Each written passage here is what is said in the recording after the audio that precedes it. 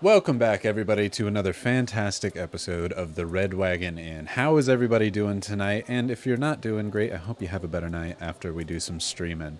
So, back at it for another episode. We're still early days, and in this first season of things, I want everybody to be able to make sure they know who we are, what we do, and how we do it, and maybe a little bit about our characters. This is episode 6. We've got a solid one-hand counts of episodes in now, so I think we need a brief recap of who we are and who our individual characters are tonight. We also have a lot of art to show, and we have some giveaways to get to tonight, so we will talk about those in but a moment. But first, my name's Rybonator. I make dice tutorials and dice goblin-y things on the internet, and now I'm the Dungeon Master for the Red Wagon Inn. Jackie, who and how are you?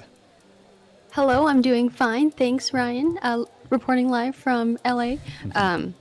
I am one half of Moonbeam Menagerie, making dice for about a year and a half, playing D&D for almost 2 years, and then I code by day and D&D by night. Beautiful. Drew, tell us about you. Oh, I am wonderful. I'm having technical difficulties, but I'm Drew with Dicey Encounters, and I play Team and Atta, and I'm just here to have some fun. Beautiful. Technical difficulties aside, is this good right here? Because then we're golden. Right. Bree, it's your turn.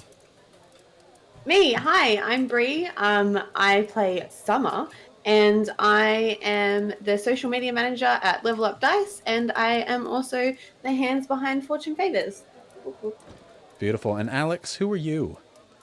G'day, mate. I'm Salt, and this is played by this character called Alex, who kind of runs things in a big dice company that came from Australia, and now it's kind of everywhere. But otherwise, I slashy and runny. You do the slashy and the runnies. Absolutely.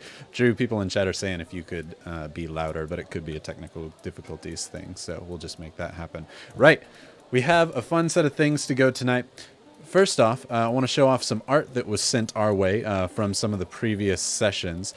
So let's look at something that Devin Draws on Twitter created, which is absolutely awesome. Check out this fan art that Devin Draws made of Team, our undead arcane archer. Absolutely crazy cool detail on there.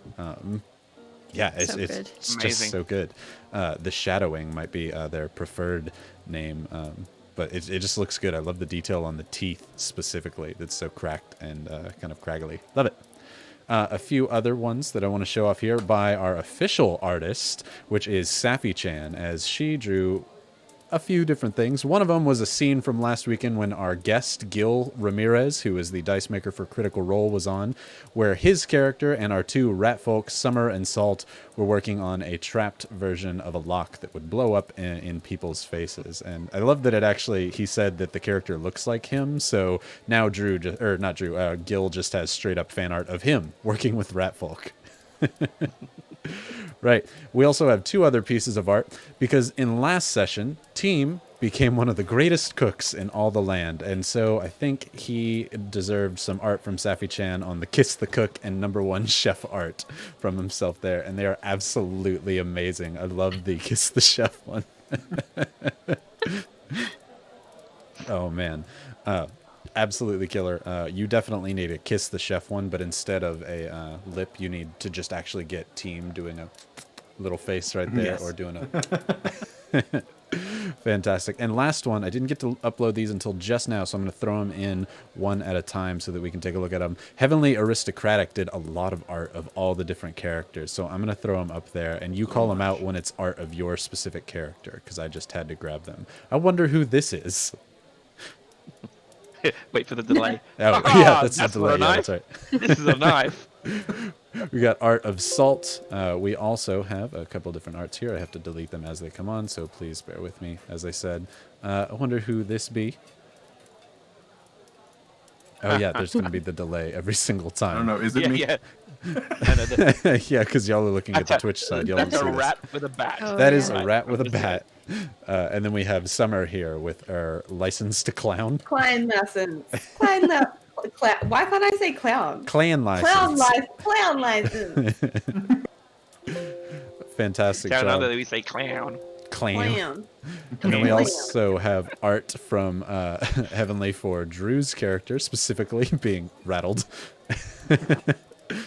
I love this kind of reaction art. We definitely need to get that as a little emoji. I was going to say emoticon. God, how old am I?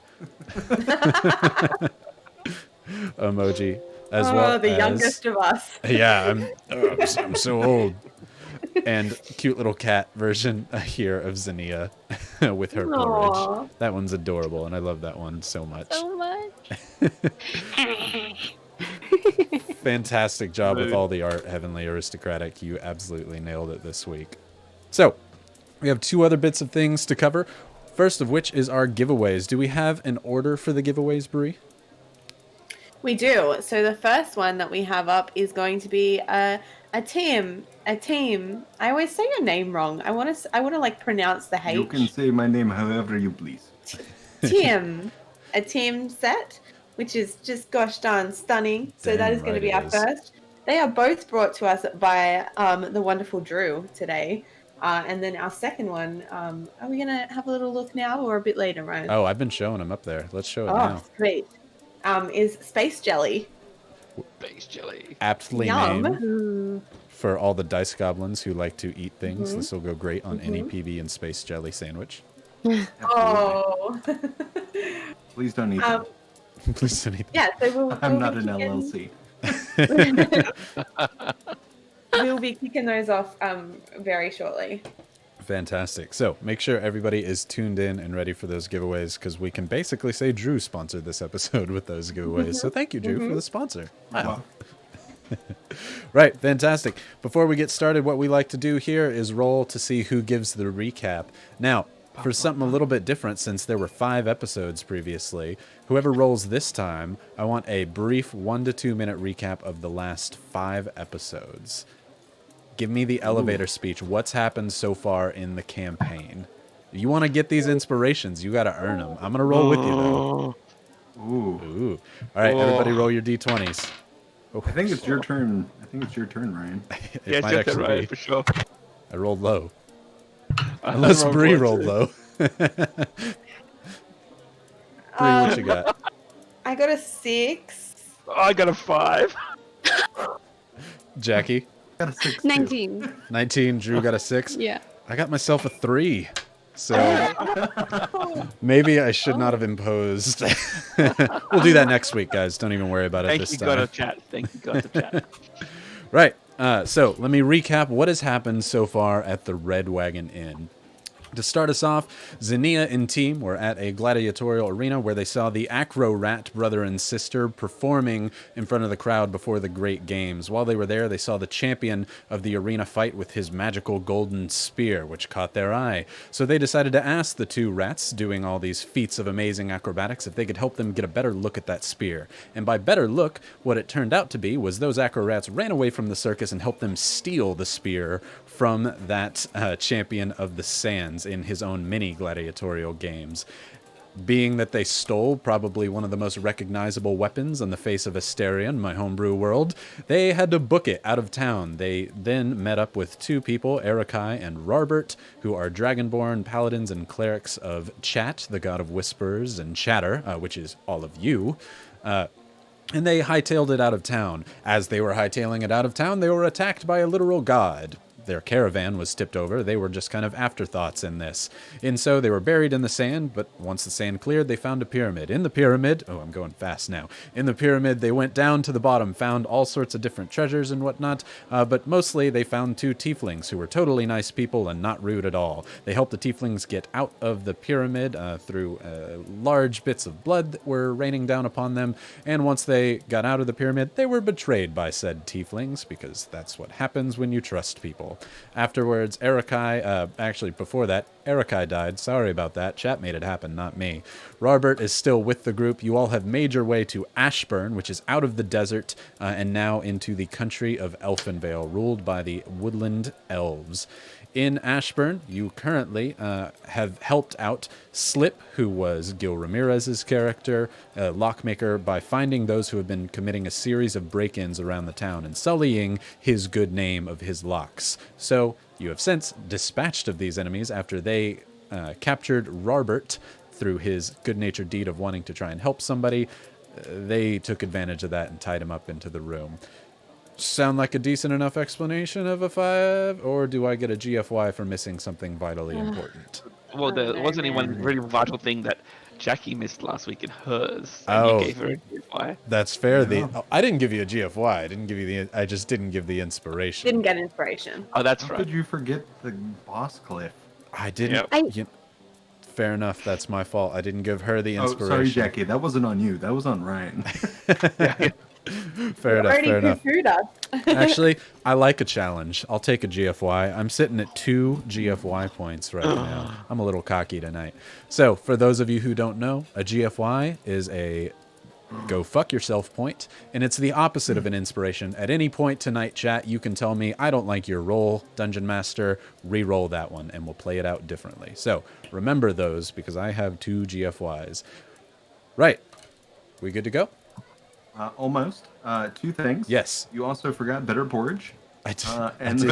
and I earned the GFY, truly. the second thing is we still have the donations up for the Lebanese Red Cross. So with that going on, feel free to donate. And this time, if we get any bits or anything like that, I will personally match whatever we get. Oh, fantastic. Thank you for sponsoring the episode, Drew.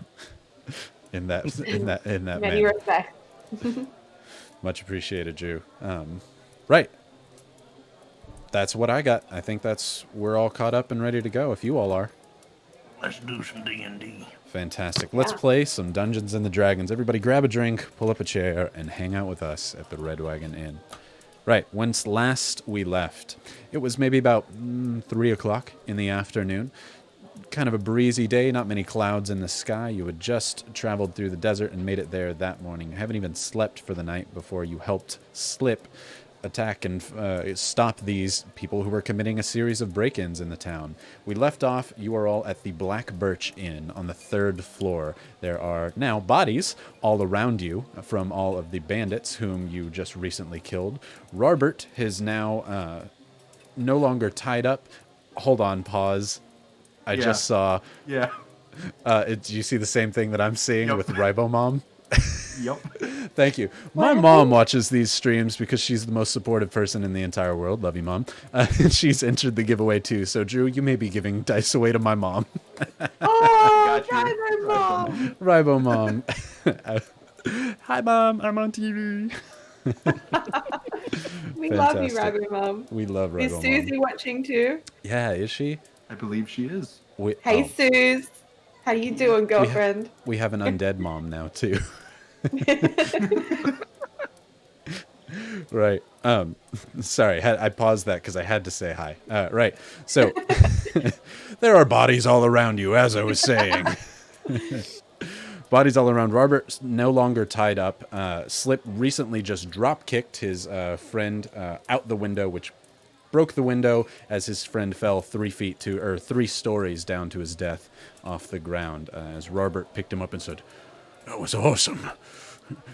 That was amazing." And that's kind of where we stopped and left off. So I'll also be doing Slip tonight since Gil Ramirez could not join us. But Tim, you were previously very much looking for Atta, who now you can hear the pitter-patter of skeletal bones walking across the floor as it hears your voice, as the rest of you in this room, surrounded by dead bandits, turn and hear and see the snarling jackal creature with bone-like wings walking its way over to Team as it tries its best Did they to hurt you? scare everyone. However, it jumps up and with no tongue, but you can imagine that there is one, it would be doing licks and kisses on Team's bony cheeks, but it just sounds like clackling of bones as its cheek hits your cheek on the side. I have to interrupt. So I'm channeling Please. the god of chat right Do it. now, and they've advised that Rybonator requires a point of inspiration. I require Rabbit a Mom. Rybomom. Rabbit Mom. Oh, I'm down Rybomom. for that. Rabbit- Yes, I can read. There we go. If she, Me is a good eye. she's going to use her point of inspiration to, when you all do give me a GFY, to say, "Don't hurt my boy like that. He gets an inspiration." Yeah, let's Any see good- if that's what Rabbit Mom does. Oh man. Right.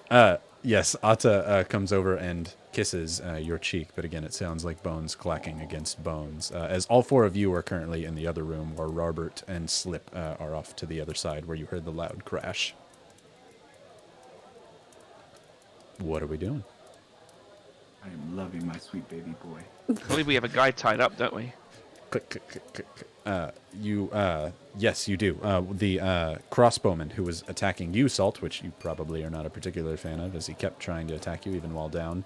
Summer, you ended by convincing him with your suggestion spell that he should stop this nonsense and let you tie him up, and he said, "That sounds like a great idea," as he stands there, as you all begin to tie rope around him, and he says, "It's too loose right over there. I could get out far too easily." And what about the fancy lady? There's a fancy lady here too, right? There is a She fancy just lady off in standing the and corner. watching? She is. She is standing there, awestruck and terrified, trying her best to not be noticed, as you all are currently tying this fella up right near the bed that's there. The fancy lady is just doing her best to mimic a statue off into the corner. Is this the half elf or is this the human? This is the half-elf. Oh. Team's gonna stop Salt's gonna loving lick his on Anna for a wounds. moment. Team's gonna what? Baby. Okay. Team's gonna stop loving on Otta for a moment and As then he, set Otta to the side. Gargles back to everybody. You're still not entirely appreciative of this relationship if you haven't been around Team for long enough. Salt, yes, you currently are very, very wounded, being the first drop that we've had so far. Well, not the first full drop, the first combat drop, as you lick your wounds, and Summer, you have finished tying up the crossbowman to the side. As he is finished being tied up, he looks around, sudden realization coming back to his eyes, no longer affected by your suggestion spell as the act has ended, looks at you and says, Wait a minute. Whoa, whoa, whoa, whoa, whoa, whoa, whoa, whoa, whoa. He kind of slinks and falls back into the bed away from you all, like, untie me. This must be some sort of misunderstanding here, you see. I didn't even have my wits about me. Somebody must have been controlling me from the very beginning. I would never do this to myself, obviously. I would never harm you fine folk. Look, I'm gonna mate. walk past him, and as I I do, can- flick him in the nose. I'm somebody who can recognize a bit of a convincing spell, and you are acting of your own accord. We all know this. Truly, I was. Would I do this to myself? There must be an evil sorceress about who's been affecting me for days. This is not something that a sane man would do. Well, I didn't say you were sane. Precisely my argument. Let me go and I shall run immediately to the nearest authorities and get this whole mess sorted out. Well, we're a little bit more interested in why you think it's a good idea to break into people's businesses and steal people's valuable, paladins. You just don't kidnap a paladin. It's not friendly. I don't think that we kidnapped any paladin. I definitely didn't. As I said, I was under the influence. You're not buying this, how are you? Oh. No. Fair enough. You can't blame a guy for trying. Let me go, Can and we I'll not? tell you why we were here doing what we did. How about you tell us first, and then we might let you go. Roll a persuasion if you'd like. While this is happening, I'm just Yep. going to check on Robert and cast Prayer of Healing on all four of us, plus Robert, plus... Are we missing anyone? Because I Slip. can do Slip. Slip. Let's do Because he Slip. is All right. currently still with you. Yes, so you look into the other side, Summer, as you're kind of trying to persuade him to do this. Xenia, you take a look into the other room, and Robert and Slip are looking out and over this broken glass window. You're not sure how it was broken, what happened with it, but they're looking out the window off to the other side as Robert is patting Slip on the back like a long friend who has just seen something amazing. He's truly, he broke the fall just right on his own neck. Did you plan that as well? As he's looking over his Slip's like, happy accidents just happen sometimes. But it kind of worked out this time, I'd say. They both kind of turn and look to you on the side. Is everybody okay? I thought I heard something off in the other room. Oh, they're fine. They have a prisoner. Summer's got it. Great. This worked out so well, Slip says, just surprised that everything, essentially, as far as he's concerned, went off without a hitch. Nobody got hurt, as far as he knows. Thank you. Your reputation is saved, so I think it is a win-win. I agree. This is the best possible solution for all outcomes, but shit, they have just a ton of stuff here, which Robert speaks of, which we will return to the rightful owners of this material. Slip says, I don't need anything out of this. I just want my locks back. If you all want to take it and return it, by all means, go for it. This is great. Yeah, we'll see what Summer figures out. But in the meantime, let me fix you guys up. And then I'll spend my 10 minutes while they're interrogating to cast that prayer healing.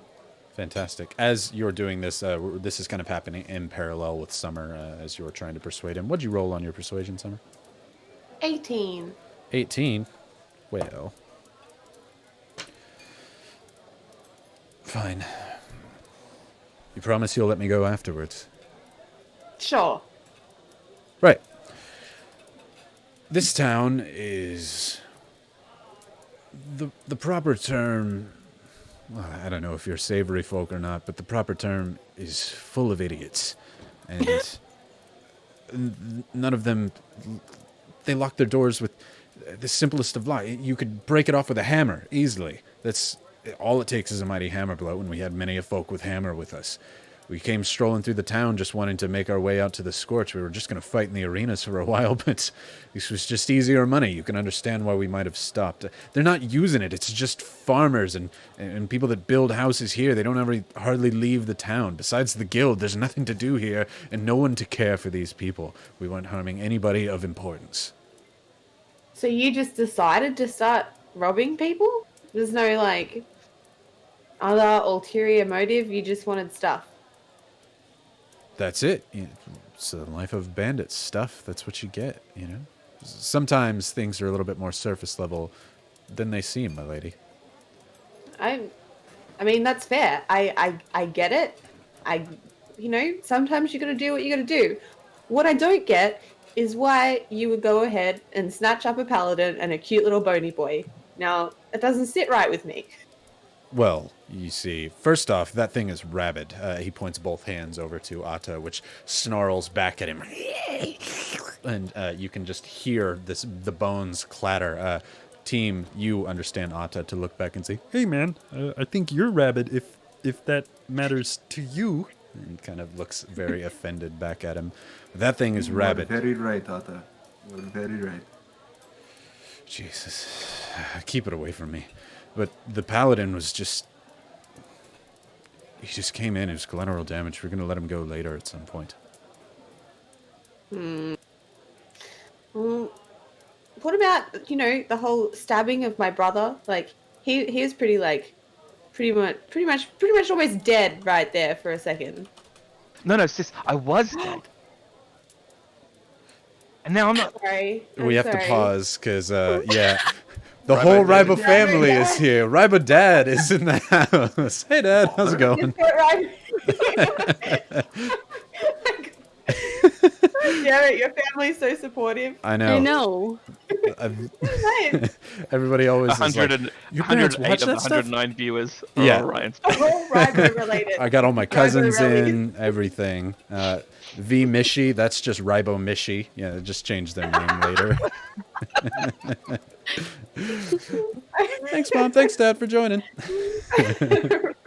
Rybo Dad was missing out on the love. He needed his inspiration as well. Needed that sweet, sweet Rybo love. We have the whole Rybo fam. Right, sorry. Sorry to keep derailing with family, but, they got to spread the love. It's so cute. Yeah, I saw the reactions of everyone else, and I was like, interrogation is not as interesting as your faces. I saw, yeah, Jackie was. Sorry, and then I saw Drew's face, and I was like, I caught up. We're Sorry, all sorry. Rybo fam here, says King Colgate. Wonderful. Lucid Lemon Okay. says, "For all you know, I'm his third cousin, twice removed." Rybo Lemon. As before being removed, it was Rybo Lemon. And it was removed. Yeah. Right. Um, We're a serious campaign here. Stop laughing. yeah. We're serious. For We, serious. we never get sidetracked by chat. No, no, You no, sure no, you no. never? No. So, yeah, but you went and you napped. You napped a paladin. You stabbed a rat. And now you're just being kind of rude about our familiars. You know, you seem like honorable folk, and you told me that you would let me go for telling you, and I just want to tell you the whole truth. So I thought, censoring myself, that you'd see right through that facade, obviously. And so, honesty is the best policy, as they say, my lady. So, what do you want to do with him? I need time. I need time Yeah. to think. Yeah, It's I been a mean- lot. Robert's in the other room, so we could probably get away with some shit we wouldn't usually be able to do. You know what I'm saying? Hold on. Well, He didn't hear it. But is he? okay. Well, what about this Sheila there? What about her? I'm assuming team, because you said you walked by and Right. flicked him in the nose, you were walking over to her. Yeah. Okay, that was kind of my thought. The half-elven maiden, again, in fanciful robes, is tucked into the corner. As soon as you started walking over towards her, she just bows her head and kind of holds her hands together as you see her start praying, whispering. You can't quite make it out. It's so quiet as she's just Sounds trying like her chatter. best. She's whispering away as you approach her. And that's when the rest of the group says, "What about this Sheila over here?" I'm gonna poke her with my toe. As you do so, your bony pokey toe, she starts praying faster, not taking her hands up before her eyes kind of meet yours briefly, and she goes back down. Roll perception for me, team. She's casting a spell on me. Perception, that's gonna be a... +0, nice. 7. Oh, 7. She's so whispered and in her own hands, it's hard to hear what she's saying. You're more focused on gentle intimidation than particularly listening to her. Toe The best poking. part is I'm not even trying to be mean, but I do poke her again with my toe. It's like, eh. As you do so, she just recoils back and looks at you like, "Please, just... I didn't know. Just leave me alone. I'm sorry. I didn't know that they would go We did this not far." kill you, did we? We did not let you die. You're not gonna kill me? Does it look like I'm going to kill you? Do you have any weapons drawn? As just like a wave of relief falls over her and she falls into the corner, you can hear her head kind of hit on the wooden backboard there. Not hard, but just... Okay, cool. Now that she does that, I'm gonna flick her in the nose. Okay. Are you attempting to like intimidate her or just flick her in the nose? Just flick her in the nose. Okay. And say,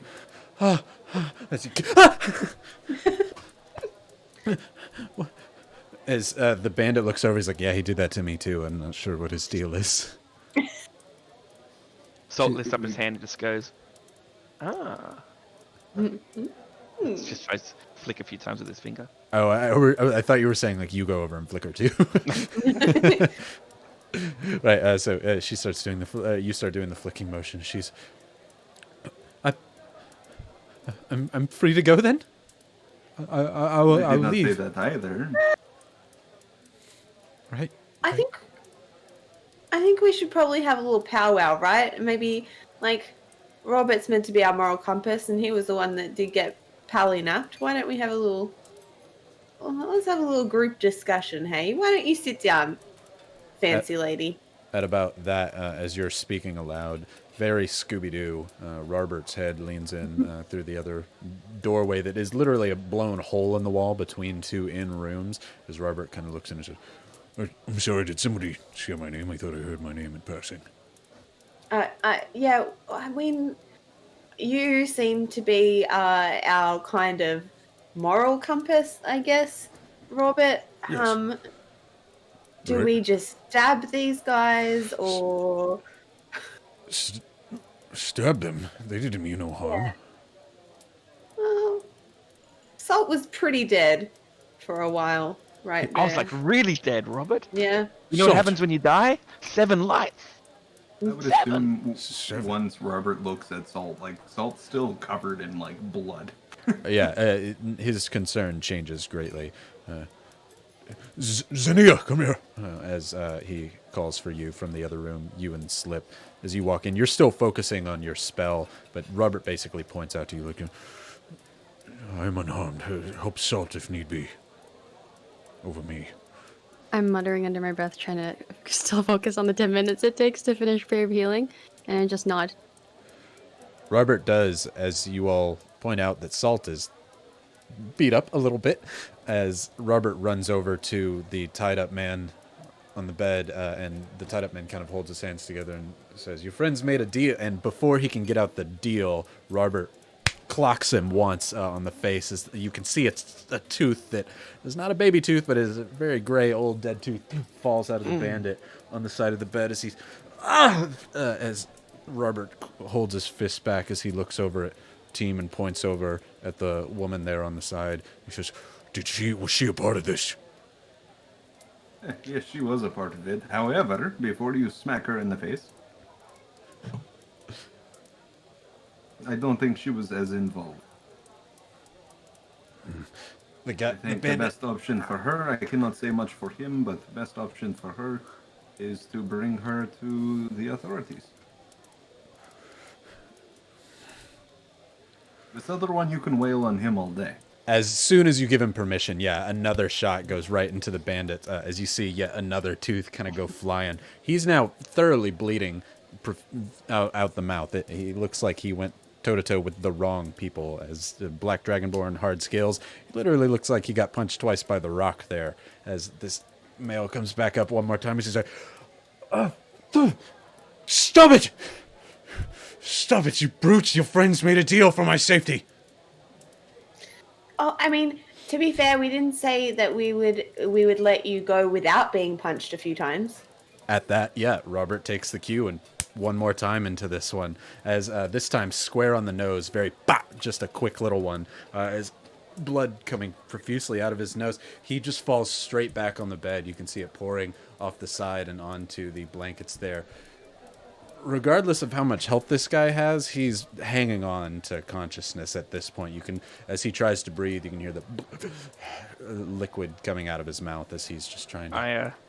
I scurry up next to him on the bed and go, do you see any lights? Shit. That's scary as hell. Take a point of inspiration. If you don't have I will. one. If you don't have one, I like don't. it. As he looks over. Not yet. Not yet. No. Hey, Robert, not yet. You want me to give him another? As he said, no. Hold him back. Hold him back. So we've got one fancy lady, one very bruised, tied up gentleman, and a compromised neck situation, if I'm correct. Outside, is that right? How's the neck situation? Oh, there is no next situation. It's just a situation at this point. That doesn't exist anymore. Okay, so we need to like kind of work out what we're gonna do with all this stuff. Am I right?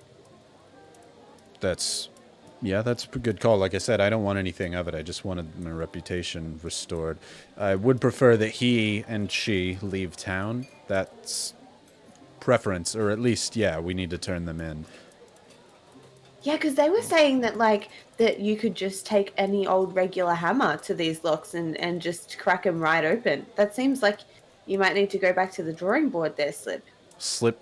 head turns, and he looks eerily similar to your other friend for a second. Wait, he said what? Yeah, just regular hammers. Just like Like this one. And I hold up one of the Crack. hammers. Like, Slip anything from is gonna archaeology. Slip right? is gonna take the Archaeology. hammer out of your hand, Salt, and look over at the guy on the bed. You said that my locks are weak enough to just be broken with a hammer? The room is dead silent for a second because punches are hard. However, this is a smith's hammer, and this man's face is not iron as he looks over. A very strong man with a hammer. Please, don't hit a man while he's down. Chat. I'll leave it to you all, since Gil isn't here to do this.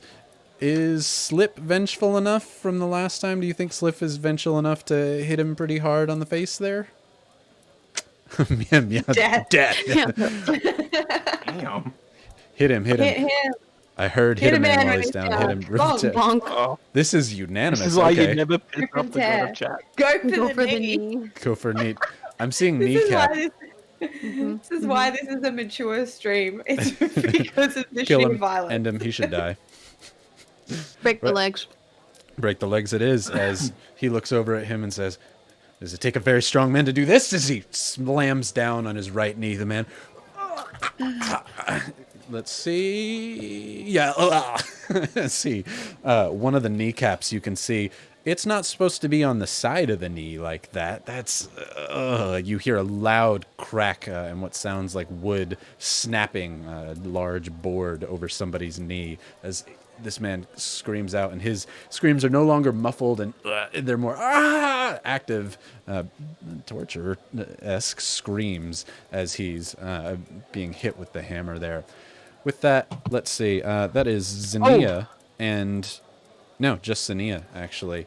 You start to hear what sounds like footsteps and boot steps coming up from the wood and the stairway from before. You guys, we got company. Uh-oh. Is 10 minutes up yet to heal everyone? Yeah, we'll say that 10 minutes is up. Okay. At about this Everyone time, gets- we'll say you finish your spell right when that's happened. Do you choose to heal the one laying on the bed? No. Just curious. I wanted to know what you wanted to do. Because I have a sixth one. Oh, no, Flip. No. Slip, sorry. Yeah, Slip is the sixth one. Yeah. So everyone gets 13 points of health back. Solid. Feeling Right. much better. Yeah. Salt's still on the bed, and he kind of goes, "Oh wow, Slip! I didn't know Nice could do that." And I just, As the man kind of reacts, which Xenia will say during that time, now that you're done focusing with the spell, that's when you start to hear boop, boop, boop, boop, like footsteps coming up the wooden stairways in the black birch. We got company coming up the stairs, you guys. Oh, this is not going to look great. Can I chuck a blanket over the dude on the bed and just go, shh, shh, shh, shh, shh, shh. It's fine. You're gonna be, it's fine. Yeah, You're fine. absolutely you can. You take the blanket that he's currently laying on and like a burrito very quickly roll it over on one side and run to the other side of the bed and flip it over and just completely burrito roll this guy there. As it very much looks like there's a man burrito rolled on the bed. However, the sound of boot steps turn the corner as you all see two men, both dwarvish, shirtless and covered in blue runic tattoos, come looking through. They have mohawks that span their heads, both red but short, very like only 2 or 3 inches over their head there. As they turn around, axes out and shields to the ready. As they come barreling through the door, they see nothing but a burrito on the bed. And bodies littered all over the floor as Yeah. the dwarves come rushing in through the doorway as they take a look at the lot of you and says, just what the hell is going on here? We caught the Well- bandits. Yeah, truth is good, right, Tim? Yeah, we're good. We did good things. Can't Good say thing. that all of them are still alive, but at least we have 2. Aye, good things. Somebody fell out the third story there. The man's Yeah, got no no. neck on the ground. Oh, you tried to stab one of us. You, locksmith, I've seen you around. What the hell happened here? Hey, look. And I point to the other room and go, that's all the stuff that's been stolen. As Slip looks like it is. It is all the stuff stolen right over there. Salt, you can go ahead and roll a persuasion on that. Sure.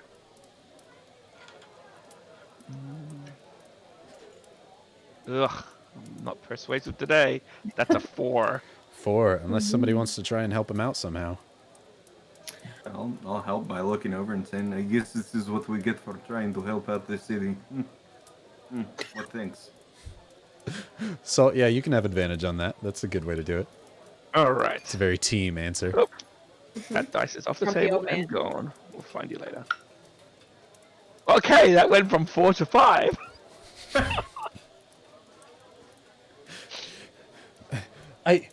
Aye, that's the stuff stolen, and Butty's on the ground. I see nothing but possible accomplices to this. You I'm gonna forgive walk me if over- I have never seen these men in town before, but I see you standing over the butties of possibly innocent men. As you all start to suddenly hear.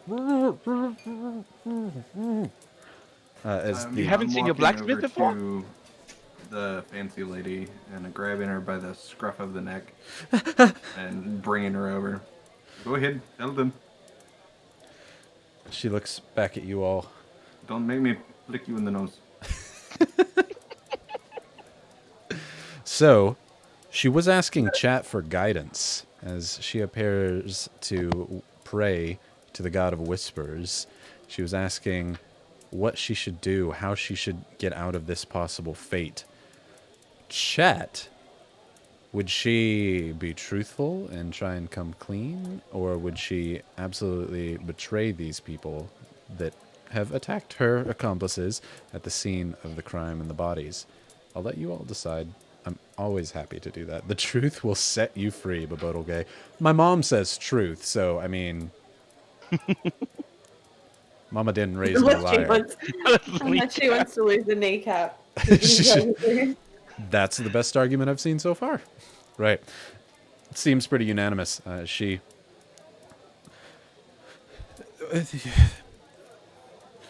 Mergans, they speak the truth.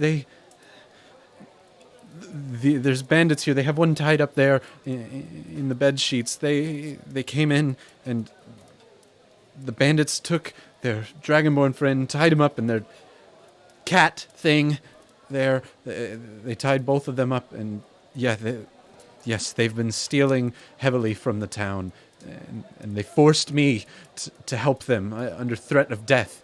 I didn't want anything to do with this, but I was afraid for my lives, you see. I don't think that is totally accurate. If I It remember is, it correctly, is. You were getting paid well, and it was more than you were making at the end. Was that not correct, Xenia? That doesn't mean that they weren't threatening my life. But you said you were getting paid well, and you were all about it. Is this not what I heard, Xenia? Oh, that's definitely what I heard. And I'm gonna whisper in her ear and say, "It sucks to be a racist bitch," and push her towards the guards. As she kind of stumbles forward, one of the dwarves with the axe and shield says, "Hey, sit down, Lessie." Right. Does anybody still have their weapons out or drawn? Okay, just making sure. Right. One of them stows his little hand axe on his back. The other one keeps it out. They look to be brothers of sorts. They have very matching tattoos, similar faces, and both, again, those same kind of shortcut mohawks there. All right. I think there's only one true way we can settle this. We'll ask it of the runes. Xenia and Summer, I need you to roll me a history check on that. Slip will do the same.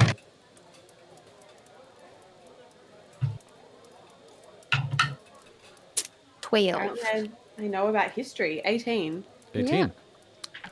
Summer, based on the tattoos on their body, and the look of these dwarves, specifically that they are dwarves, is a key factor here. As soon as they start talking about runes, you've heard of dwarves that do this, specifically in their manner of appearance. These dwarves are not the brightest of folks, obviously, based off of their kind of hulkish demeanor there. They are barbarians of the ancestral kind. They listen to their ancestors, and as such, they listen to the runes, which are dice that they roll to determine if something is good or bad, essentially yay or nay on things. So you know that you are no longer in the hands of your choice, but in what their ancestors believe, if they are true to it. However, you may or may not actually believe it to be true. You may just think that the dice are an excuse to make them believe whatever they want to believe. As the one who puts his axe away starts digging into his pocket on the side. The other one still stands kind of like resolute and ready, just in case anybody tries anything. Kind dwarven gentleman. While asking the runes, of course, is what you should do. I don't think that we should bother them right now, right? Like, they're working really hard. This is a pretty clear-cut situation. I mean, if we take a look at the loot, we could probably check the booking to see whose room this was. Like, we're not going to lug all of this stuff up to somebody else's room. What we really want to happen is just to get all of this stuff back to the fine workers of the town where it deserves to be. Let's not bother the ancestors, right? Roll a persuasion, yeah, absolutely. If anybody wants to help her, you can. If not, she is pretty persuasive. I am pretty persuasive. Yep. That's a thing that I usually am quite good at. That's a 12. Usually quite good at. All right. I don't know. I don't know, chat. Do you think I'm feeling a little lucky? For those unaware, Summer has the lucky feat and can choose to reroll things. She basically gets 3 daily inspirations to use how she wants. But also, I've heard that I just heard on the grapevine that they were thinking of bringing in a new holiday right now, right? And we should, like, we're up for a new runic holiday, right? So we should let them work it out. 19. Like, we all want a day off, right? Am I right, guys? Ooh, I got a 20. Oh. Ooh. I'm happy to let chat decide GFY or other. Okay, yeah, before I even said it, Anima said GFY.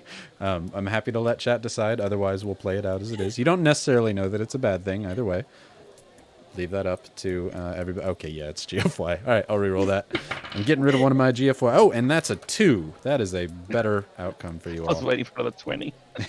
Right, yeah. Nat 20.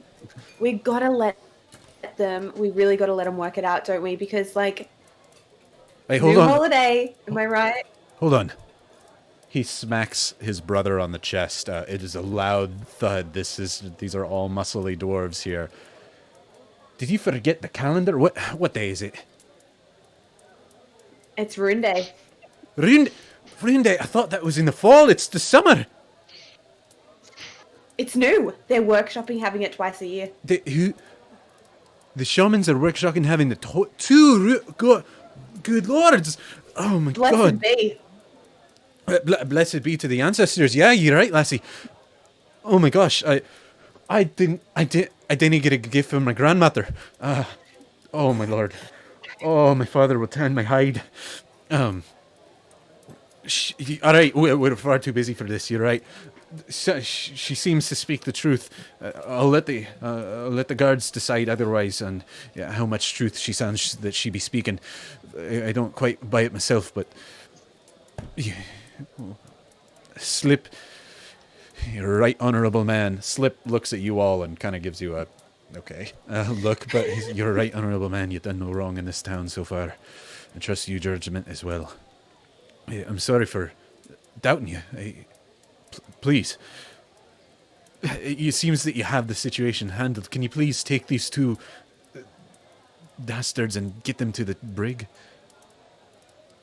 Certainly. Yep. Good. You enjoy that rune day. Make Right, the most of it. I will. My lords, he takes what are 2 D6s, essentially, and puts them immediately back in his pocket. If you saw an elderly lady, pink hair, about here, then he tell her I was here. Lips are sealed, my friend. Our Right. lips are sealed. Yeah, let's go. As he grabs his brother and they rush immediately down the stairs. Thoroughly, they have forgotten that it was Rune Day, the second Rune Day of the year. They should have paid more attention during rune summonings. This is, oh God, those hangovers make you late sometimes. They must just not have heard. They've ruined the day.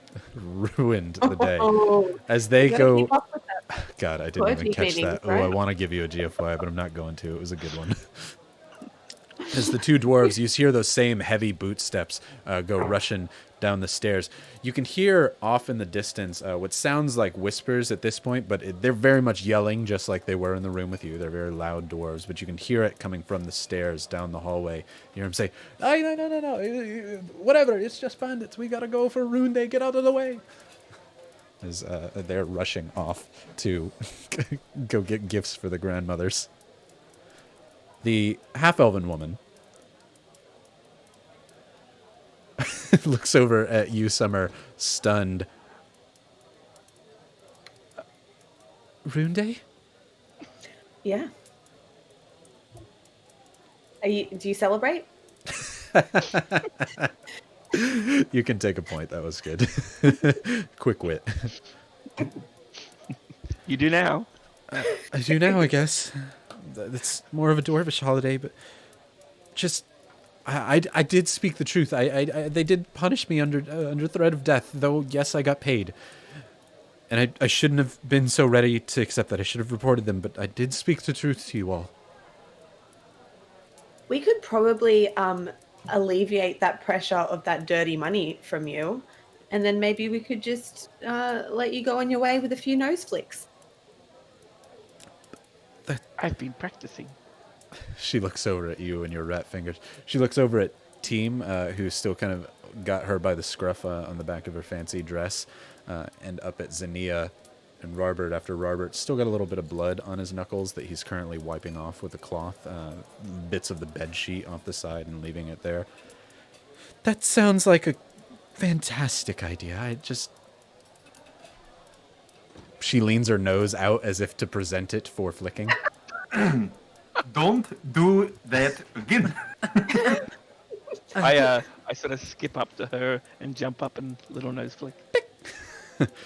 Slips like when the opportunity presents itself, and he flicks her on the nose as well. Summer does Always a be jump, done, team. a jump flip as well. Her nose is starting to get really red as y'all are flicking her on the nose. Xenia, are you joining in on the flicking? I'm just gonna stand really intimidatingly, and I see her nose is really red, and I laugh. Very deep lioness roar as you. Robert, do you care to flick? You want to have a flick?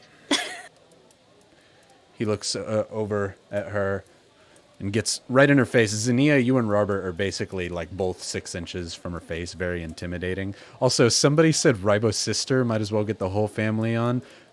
Unless it's my sister-in-law, Yeah. in which case that would be wonderful. There's Rybo's sister in Hi, town. Katie. I don't have a blood sister, but if this is Katie, hi, Katie. Welcome for joining us. Yeah, Rybo's sister's in there. Unless Fantastic. someone just created it to it. To That's be I'm your like sister. it's either sister-in-law part of Katie, your which she family. likes D&D, so it very well could be her, or it's somebody who's like, I'm Rybo's sister. Look at me. Create an account. Yes, it is Katie. Okay, I'm just making sure. I had to check Katie. We're all Rybo sapiens now. Wonderful. no. Thanks for watching, Katie. Right. Before we let this woman go, Yes. I'm gonna look to her and say, please, have a more open mind. I am not that bad of a person, and you should not judge me for the race that I am. I was unwillingly brought back to this earth, and it's not my fault. So, keep an open mind.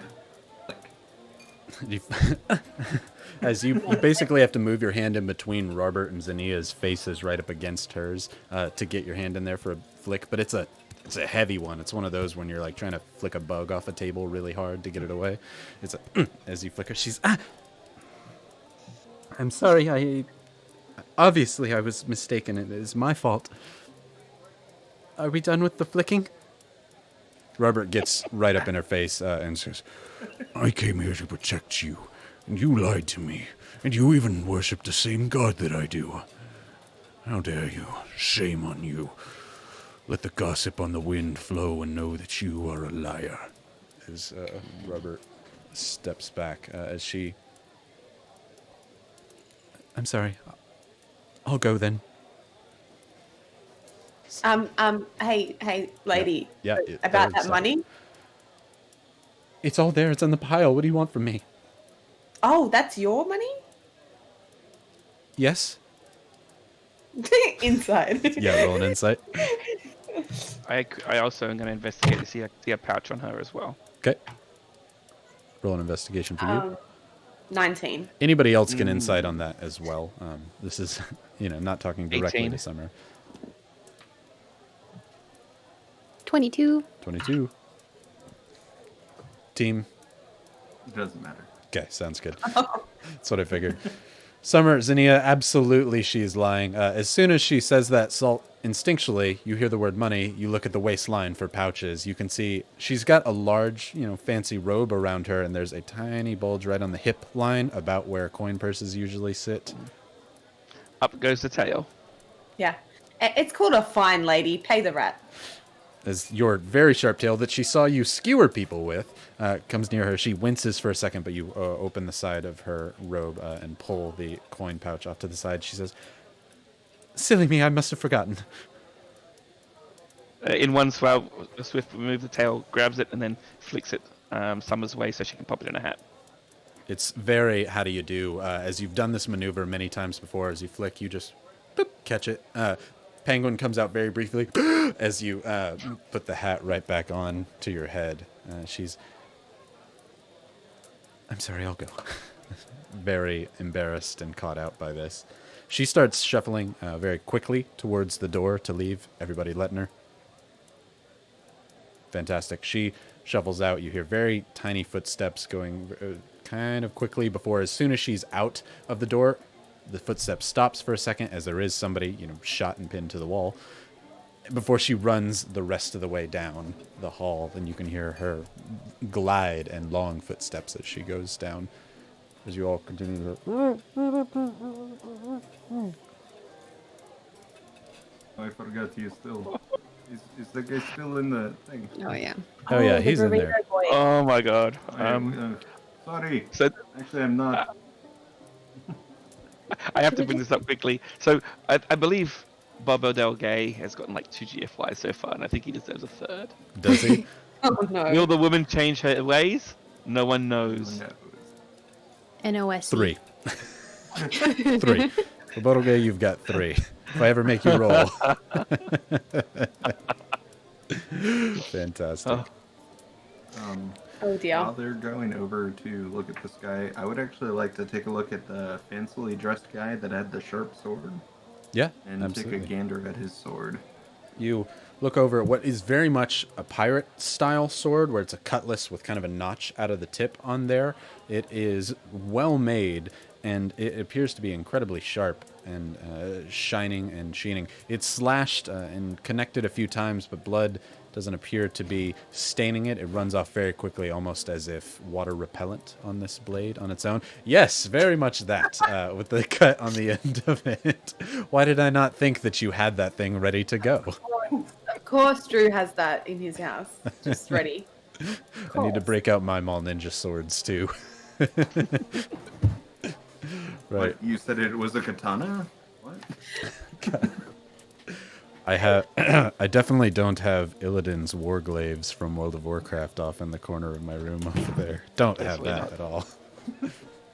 Right. You take a look at this cutlass, and it looks to be well made. If this has to be somebody's finest work, you would say. You might need to get it appraised to really see what it is, what it does, and its capabilities. However, it is a short sword that could be used if needed. Onto it. I'll slide it into where I keep my other blade. Okay. You essentially stick it into your belt line. You currently are holding 2 blades off onto the side as you're searching. What is everybody doing right now? As he is still tied up and not really able to... He's both tied up and burritoed, so not much that he can do right now.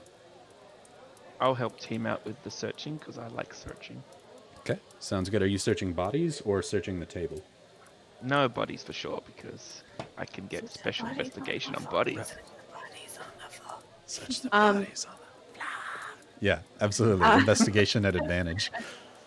I'm gonna look at the like the stuff. Search the stuff on the table. Less metal. Less metal. Xenia, what are you doing? I'm gonna go with Summer, but before I go over to her, I'm gonna look at the guy on the rug, and I'm gonna sit on the bed. Like, oops, sorry. On him on the bed. Mm-hmm. Okay, sounds good. You're Leon, and you're big boned at the very least, and a heavy creature. As you do so, you hear a loud like, as you seem to be sitting right on the soft part of his stomach there, and you can hear. Get off me! What do we do next? I have no... You know what, Summer, I'm gonna go help you out. You can hear coughing coming from inside the blanket, and you look, and the blanket in a certain spot has started to go a little bit red around there where the blood from his nose and mouth are kind of coating the blanket. But so let's get to the searching. Salt, you rolled an investigation at advantage. Go ahead and give me your rolls, while Summer, you and Xenia roll me investigation for what you find on the table.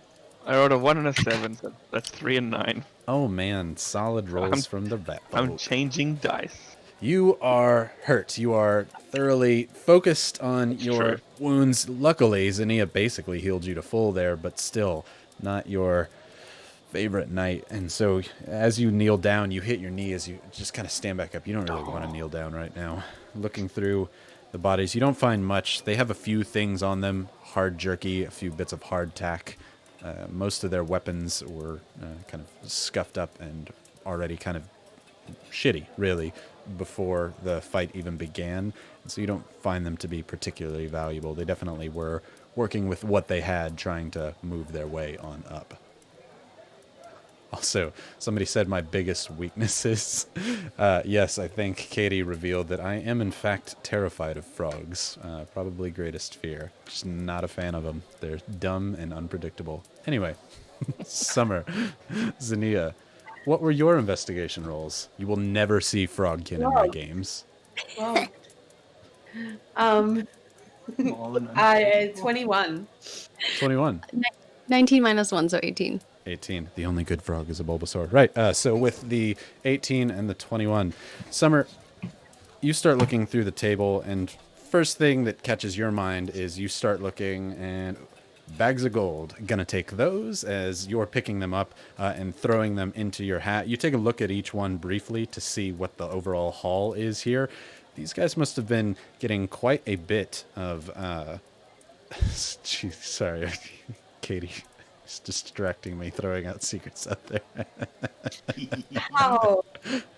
Yes, I did, in fact, not like summer sausage because I didn't know it had a waxy casing on it. I just thought it had shitty skin. Right.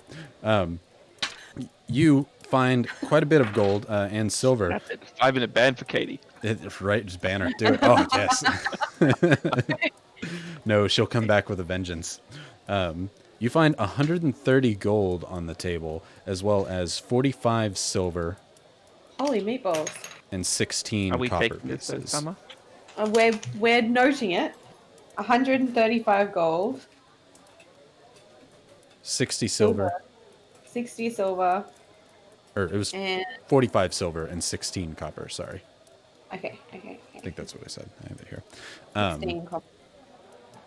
While she's picking up and moving these little bags, Xenia, you see what looks to be strange rods with something going down the middle that's almost like putty or tack, or it's kind of black and peppered on the way down, and it's an interesting item to be sure. There appears to be a fuse, like a stick of dynamite, on the end of this thing. You're not sure what it is, but this device in itself is quite interesting and definitely worth noting for you. How big is it? It's maybe about 8 inches tall, 4 inches wide. Okay. Does it look like I can pick it up? Oh yeah. I mean, it's heavy. It's solid. The silver bars look like jail bars. They're thick. You're not sure what it is. It's a little soft. It's definitely not as hard as like wrought iron, but it is solid metal on these bars on the end of it. And you said there's a Like there a was- wick, like a fuse on the end of it. Yeah. Huh. Summer, as you're looking through the bags and taking a look at all of the different loot that you have, inside the bag, you actually see something of what must be incredible value. As you look it up, it appears to be a rose made out of rubies, just the head of the rose. The whole thing appears to have almost individual rubies coming off of this rose here, like little rose petals that are made out of ruby. It in itself must be worth more than all of the other gold that you picked up on its own. It must have been part of a jeweler's pack that they must have raided. This is quite valuable, you're sure, though you're not sure how valuable. You rub a little bit of... I'm gonna put that one kind of inside my coat, Okay. separate to. I'm trying to do it so that maybe people can't see me doing it. Okay, roll a sleight of hand. Probably not. 9. 9. As you're rummaging through the bags, Xenia, at this point, you've picked up this little device. As you look over at Summer, as you're like, what do you think this is? As she's, I don't know. People are yelling luck at me. I would like. Sorry to derail You this can. a little bit, but can I'd like to workshop how chat can be in charge of my luck points, because I know lucky's a bit of a stretch of a feat. So I'm not going to use luck points from now on unless you tell me to. So Ooh. if you want me to use luck on this, I will. It is my last luck point for the day. I like that. They control my GFYs and your luck. Yes. And Say if you get- various if other you get decisions. At least five lucks in a 1.5 minute period of time, maybe. I'm getting told to save it. Save it. Save it, Right. save it. Okay. Yeah.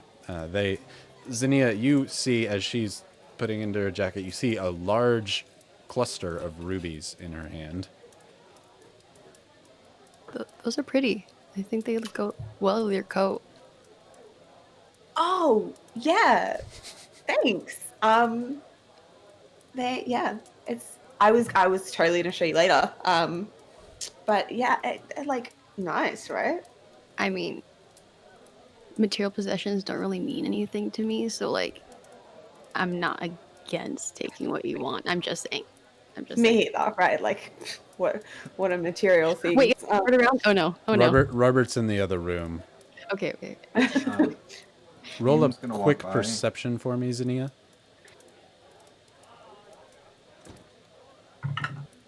That's an 8. Okay. Team, what were you doing?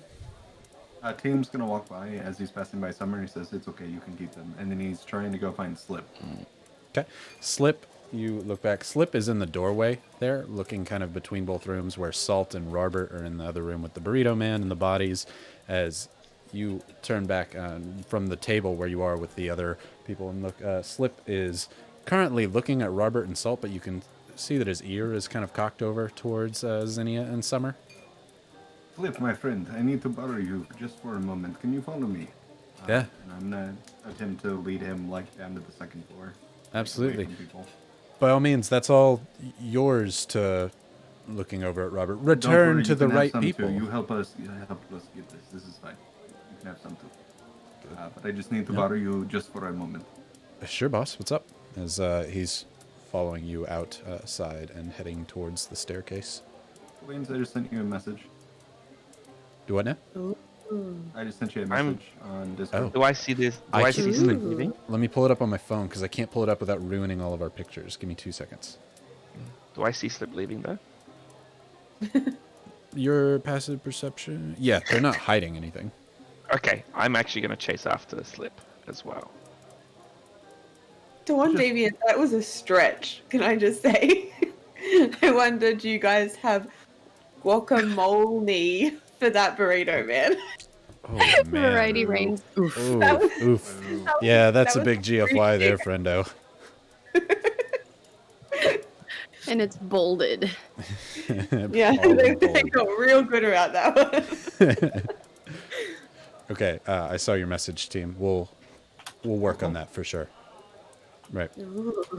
So, as you all are finishing up looting and gathering things, Robert kind of kneels down towards you, Salt, and says, Truly, friend, are you okay? Oh, it's just you, Robert. Yeah, of course. You know, we're back to one light. It's great. You're here, and they're here, and he's not here anymore because we killed him. It's all good. It's Hey, all friend, great. I mean, friend, yes, Friend, for sure. friend. Just calm down. Truly, are you all right? Don't. Wait, I am calm. Do you want to see me uncalm? I mean, No. it's That's great. fine. That's fine. It's fine. Also, look, I've got it working now perfectly. Robert, sensing more juvenileness in you than the rest of the group, says, Yes, you have. Try it here. you flick him on the chin, and it hurts your finger as you do so, as you flick Dragonborn scales, as you're like, ah. But he goes, oh, it's good. It's good. You've got it done. I'm just glad you're okay. I worried. I didn't know that you got hurt, and I'm sorry that you got hurt for me. Yeah, it's kind of like a buzz. I think I got hurt now, but I'm not sure because I'm not really hurt anymore. But it kind of like feels like I was hurt, so I'm not really sure what's going on. But I think I'm good. But thank you. Okay. Well, if you need anything, I owe you a great favor. Anytime. So he pats you on the back, and you kind of tilt forward just a little bit, as it's still a very strong hit on the back, as he stands up and goes into the room with Xenia and Summer and says, We about ready? We should tell the authorities about this and get them to come clean this up. Yep. So was the deal like where does the god of chatter and gossip stand on things that don't really belong to people anymore? Because like these things, they did belong to some people and then they were taken, and now it kind of just seems like it's going to be awful hard to track down every single person, you know, that has some stuff here. So maybe it would just be better for everyone if we made some of that work lighter and took some stuff. that last part there was so good. Roll a persuasion. Xenia, if you want to help her, or if you want to just let her lie in her own bed here, that's totally fine. I mean, I'm curious too, Robert, because I grew up in the mountains, and I mean, things are things. At the end of the day, when you die, you don't take them with you, you know? And they kind of already think that this stuff is gone. 19. 19. With advantage, now that Xenia is helping you? Ooh. 19. 19, okay.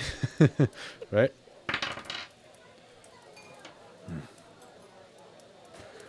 Can I see your hat for just a moment? Sure. He takes it and says, Right, so this is my hat now. And then he sets it on the ground, and so now it's nobody's hat. And then I pick it up and now it's my hat again. See? Is that how it works outside of Oasis? I mean, it depends who you ask. Well, I'm asking you.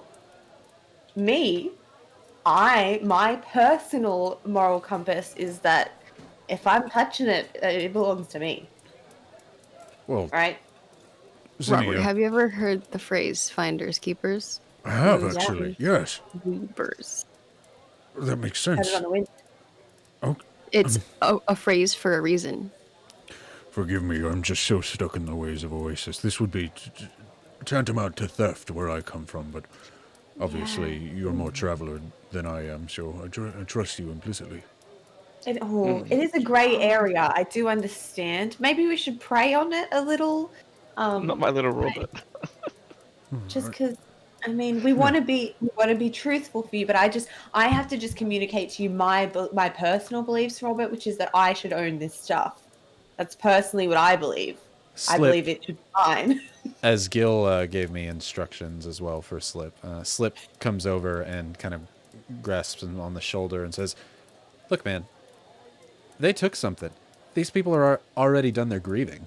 It's y'all's. Take it all you want." As Team and Slip come walking back up with the rest of the group after their conversation, kind of hearing what you all are talking about, as Robert is obviously, again, not very quiet in his speaking manner, as both of them come back up. Perhaps praying on it is a good idea, Summer. I shall. As he walks over to the window there. Look, you already had a good thing. He was believing it. You asked him to pray. That's on you. No, I know. I think chat's giving me a GFY for Are they? I don't even for know who lying my to sister is Robert? anymore. Naughty, naughty. Oh. Ooh. I'm Could you sum up? definitely not lying to him. I truly believe I should own this. I do. I'm asking him if he thinks it's right. Right. And they now control your luck points too. Robert Dun, dun, dun. walks over to the window that is now open and looks out, listening on the wind for whispers that tell him what to do. I need two things. Does Summer get a GFY? And it's looking like yes. And how does Robert take this? Does he let you steal, or do the whispers say, "They're lying to you, that's dumb, things aren't that different in Oasis"? No corrupt. Robert shouldn't Stella. Whoa, Chav Hunter, you get a GFY for dare suggesting Robert gets a GFY. Don't take it all, take some. Whispers. Steal, don't steal. Don't let her corrupt you. I'm hearing a lot of keep our Ooh, boy clean. There will be gossip on those who steal. I Yeah. like that. That's a good one, right? They need what they have. Steal but share. He flicker her ear. Robert comes back over to Summer. Xenia, you've already put your device in your pocket. Summer, you've put in the rose under your jacket there. Robert says, "It is honorable to give back what is stolen. We can be Known as good names here in this town. And he reaches out his hand, asking you to give him all of what you stole back. What do you give him? I give him the gold and the silver and the copper. He holds the couple sacks here. says, "Is that it?" I'm gonna take out this device and just be like, I mean, you can take it. It just looks dangerous as fuck, but here you go. You think it's dangerous? I mean, look at it. Looks like a pipe bomb. Do you know what a pipe bomb is? I have no idea. Is it dangerous? I know what a bomb Fuck is. yeah. Dude, this shit's probably loaded with like shrapnel, and like when it explodes, the metal will go everywhere and into people's skin. And I mean, you can take it if you want. This could not have belonged to anyone in this town. It must have belonged to the robbers. I don't care. Take that. That's fine. Yeah, Okay, thanks. I'm pretty sure that some of this stuff definitely belonged to the robbers. Right.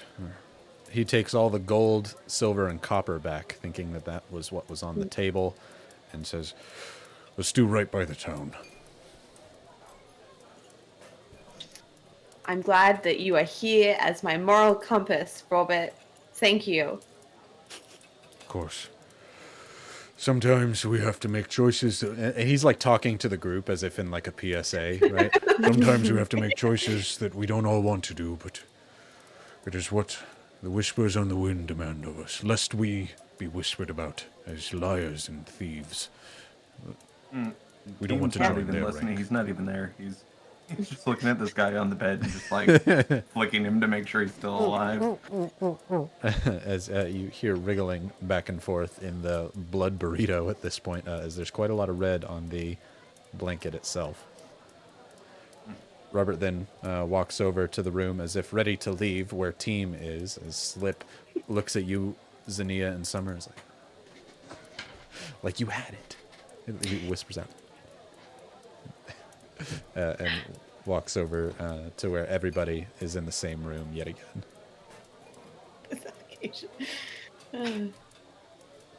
Yeah, Right. we can't corrupt Robert, right? You need some purity in this party. This good party. Yeah.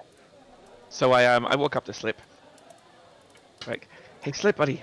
You know how you said like you definitely organize some sort of reward. I would really like one of the locks that you created to do the. That would be that's all I need from this whole trip, and maybe a hammer. Hammer would be great. Yeah, You could sign it. you left your glitter down there at the forge, Summer. I've still got to finish up on the lock, but I can pretty much take it from here if you give me the rest of the night. And yeah, you all did more for me than I could have asked for. I'll happily give you the hammer and some glitter. I have hammers to spare. Amazing. And he skips away, heading downstairs. Robert takes your cue and starts following Salt, looking back, is like, He's in good spirits, and if he can be, we all should. as Robert steps over a body. What are y'all doing? Team Xenia, Summer? I'll check up on the body. I mean, the person in the, the rug. Yeah, should we take this burrito somewhere? And Team's still crouched down in front of him, just poking him every so often. Xenia, you pull off the top. It's like pulling off, we'll say, a wet tortilla, because we're using the burrito analogy, that's like stuck to the greasy food. It's stuck to him. There's quite a lot of blood at this point. As you pull it up, his whole face now red, his once brown hair looking crimson from the blood that has been pouring out of his face and just stuck in one spot. As he, Please, just... You're ruthless in your torture. Xenia, should I heal him?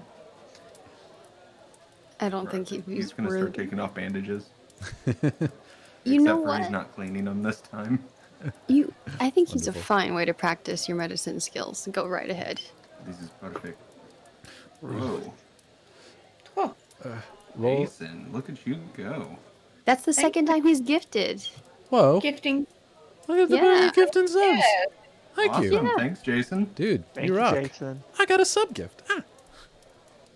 Yay. Thank you, Jason. You went sub to our own channel, Ryan. Now I'm subbed. But yeah, so Team's gonna start just tying it like pretty tight too. Roll a medicine check. Ooh, great.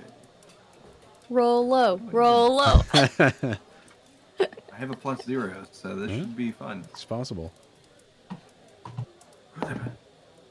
It's a 15. 15. You're sad at a 15, Oh yeah. man. He kind of winces and looks a little bit away from you, but you take the bandages and basically you don't do much except mop the blood off of him and give him a little bit more room to breathe.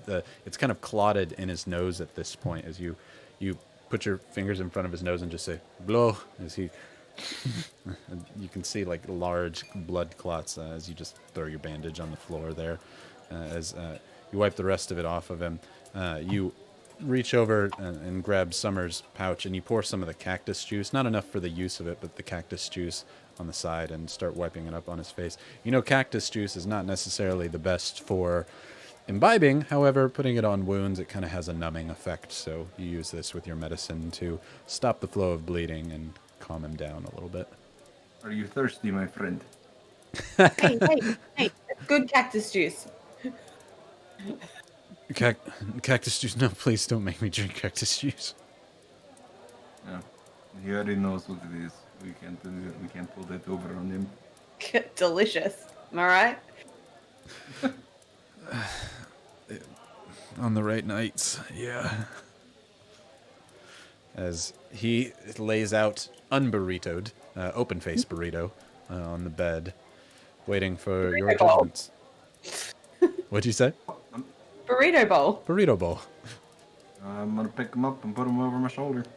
As It's not gonna feel nice. I was gonna say, it's just a bony shoulder. It's like leaning over on a bedpost for him. As And his broken kneecap is probably like hyperextending his leg the opposite way now. it looks like a stick figure that's drawn backwards a little bit, where instead of like a normal leg that's like this, it's pushed backwards.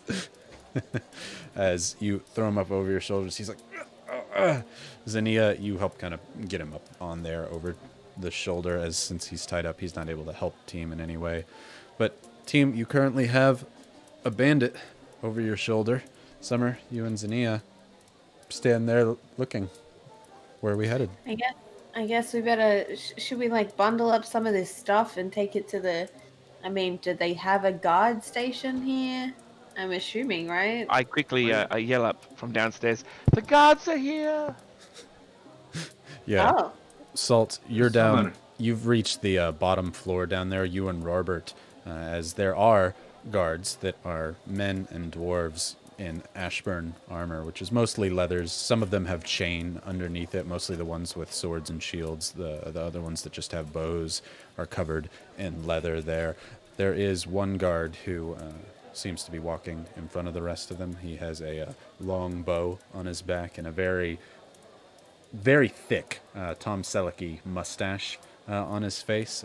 He looks very Brad Pitt-esque is the best way to describe him. Think Inglourious Bastards. If you're thinking of a character, the character from Inglourious Bastards would be a very good one. As he walks up and closer to you. The rest of you here, the guards are here, and it's up to y'all what y'all are doing. Doesn't matter. I look at the big guy and go, "That way for the bad guys," and just point up. Oh. Yeah, well, thank you very much, little My rat. pleasure. He starts walking up over to the stairs. So the rest of the guards are stopped there on the bottom. As you're going to go walk past, they kind of block your path a little bit. They say, "Hold on, little one. Let's wait until he gets back just to clear everything up. No offense intended to you." Okay, what am I holding on to? No, it's a metaphor, son. Just go sit at the A bar. metaphor.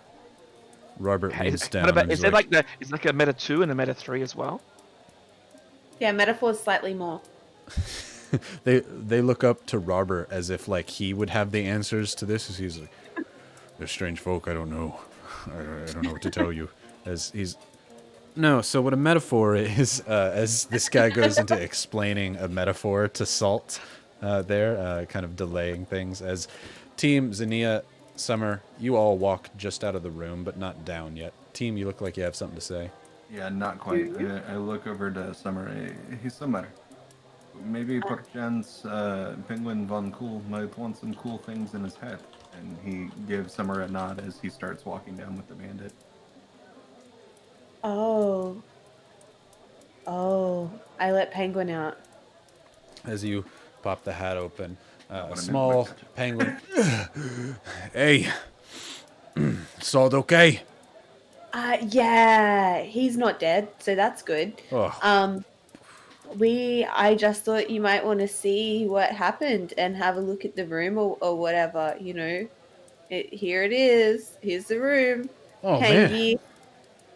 Good lord. You all gotta calm down sometimes. This Yeah. this is like multiple bodies in a short amount of days. You got to calm it down some. As he like puts the cigar out on the rim of the hat. I know. You know, sometimes we get carried away, what can I say? Yeah, good lord. All right, what's the score? He holds his little flipper out to you. Oh, we're not taking any of the stuff. Why did you kill these men then? I think we have a conscience now, and his name's Robert. Gonna do nothing but slow us down. You letting this I'm conscious thing happen, sweetheart? As he looks over to Xenia. What? Don't look at me. I'm just gonna wait out here. Penguin, you haven't had any time out of the hat for a while. I'm just gonna leave the hat right here by the door. I'm just gonna step out. Just You take some breaths, my friend. Take All some right. breaths. As he pushes out of the hat, as you hear the little flippers walking along the floor. As he's, let's see what the damage is. As you see him start walking, as he's, excuse me, I'm walking here. As he kicks one of the bodies, trying to like move it out of the way for him to like move his way further into the room to take a look at things. Team, you are currently carrying the burritoed man, but no longer burritoed, over your shoulder. As you're walking down across where the bottom of the staircase is to the top of the other one, you see a man with a large longbow and a thick mustache coming to look up at you as he's, oh, what happened here? Happened to your face? What is this? Hey, is my mustache? What happened to yours? Sorry. Sorry. I was concerned that a small furry creature had grown on your face. Wouldn't want it to eat my flesh or nothing. That would happen to you? Quite. He chuckles, kind of laughing at you. All right, what's the damage? What happened up there? There were bandits. They kidnapped one of our friends. They tried to attack us again, and well, here. And he's gonna like plop the guy down on the stairs and kind of give him like a small kick down, so he kind of like. Boo, boo. As Salt, you're sitting there with Robert at the bottom level of the stairs, and you're like, so it doesn't actually mean what you're saying it means? Boom, boom, boom, boom, boom, boom. Ah! As the burritoed man looks over, blood freshly going down his face yet again, no longer stopped from team's effort, as Robert's like, that's the one I was telling you about. As he points over to some of the guards that weren't currently explaining what a metaphor was, as they're like, all right.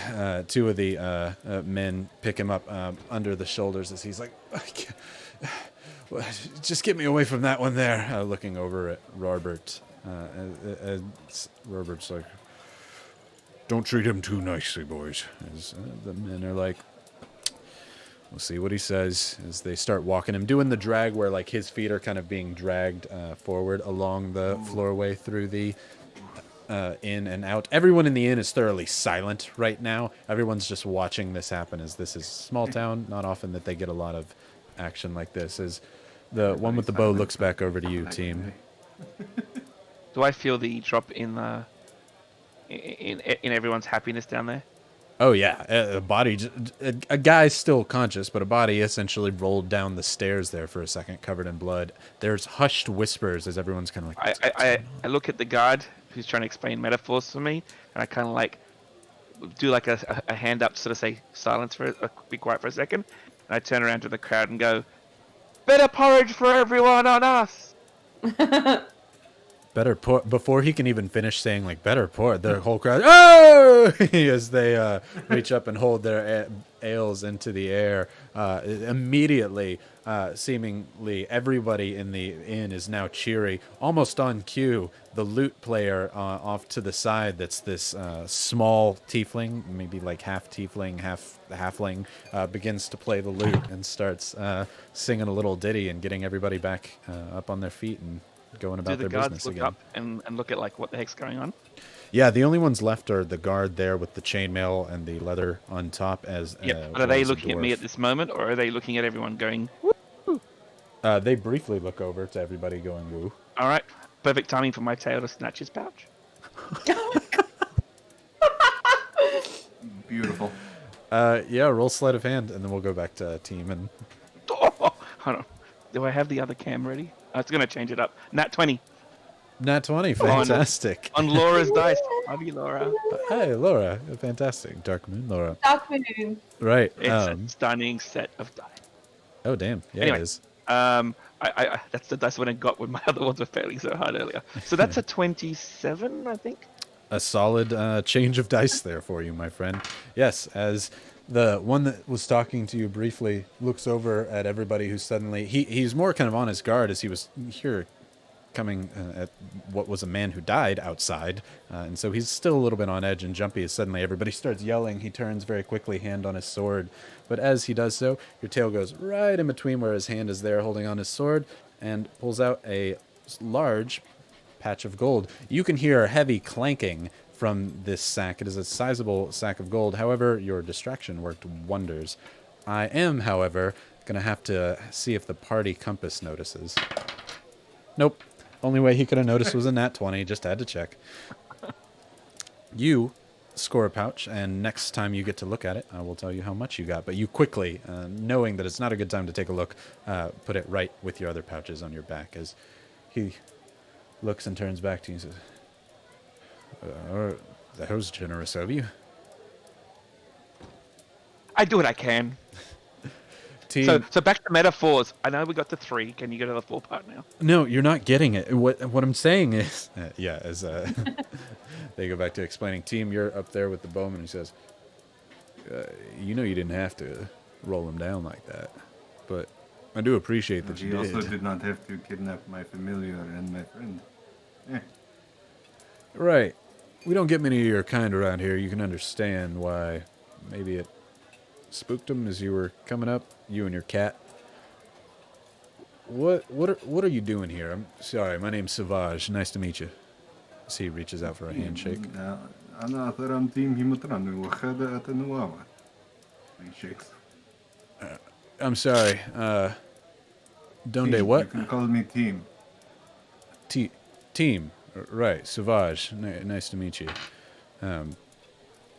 Well, what brings you to these parts?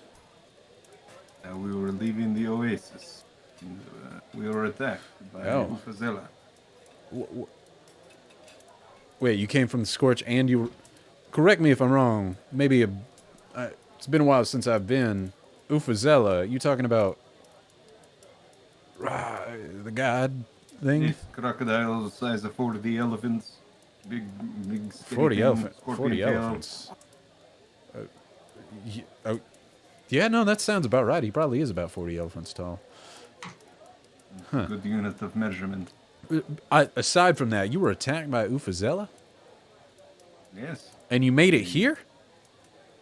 We are strong-willed people.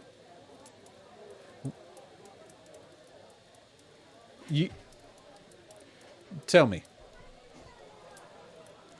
You get attacked by a god, and your first thing that you do afterwards is you come here and you attack some bandits in an inn.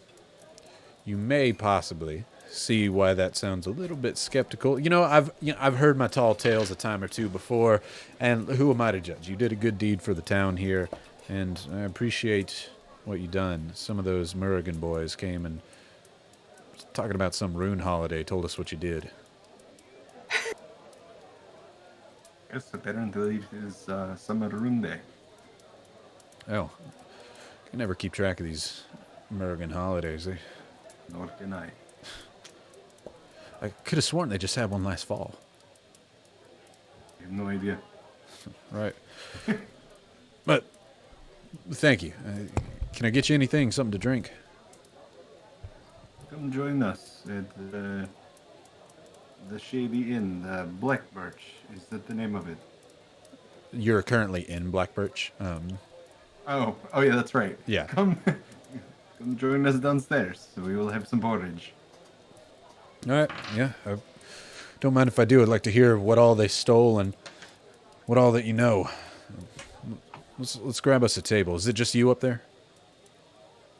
I have 2 more acquaintances up there. They are on their way down.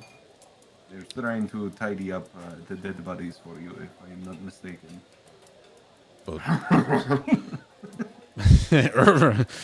Oh well, that's mighty kind. I'll send Duke up there, and he'll help him out with that. But let's go down. Let's have us a little chat. Sounds wonderful. Salt, Robert, Yep. and you are still sitting there as you're like, no. I get that that's not what it is. I'm talking about metaphor, not 3. You keep hammering home as this guy's like, no.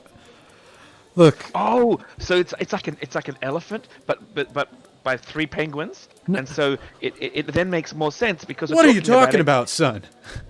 I don't get it. I'm sorry. You don't there get a must metaphor. Okay. Sit down. I'll explain the metaphor to you. No, right? what's you- The way the metaphor actually works is, What? and I flipped the whole subject, so now I'm Right. educating in what a metaphor is. Absolutely. See, This is beautiful. you're from the underground, right? Down under, mate. Yeah. Do they There's have plenty different big meanings of metaphors metaphors down down there, there? man. How big are Plenty the big elephants down there? metaphors. What's a penguin?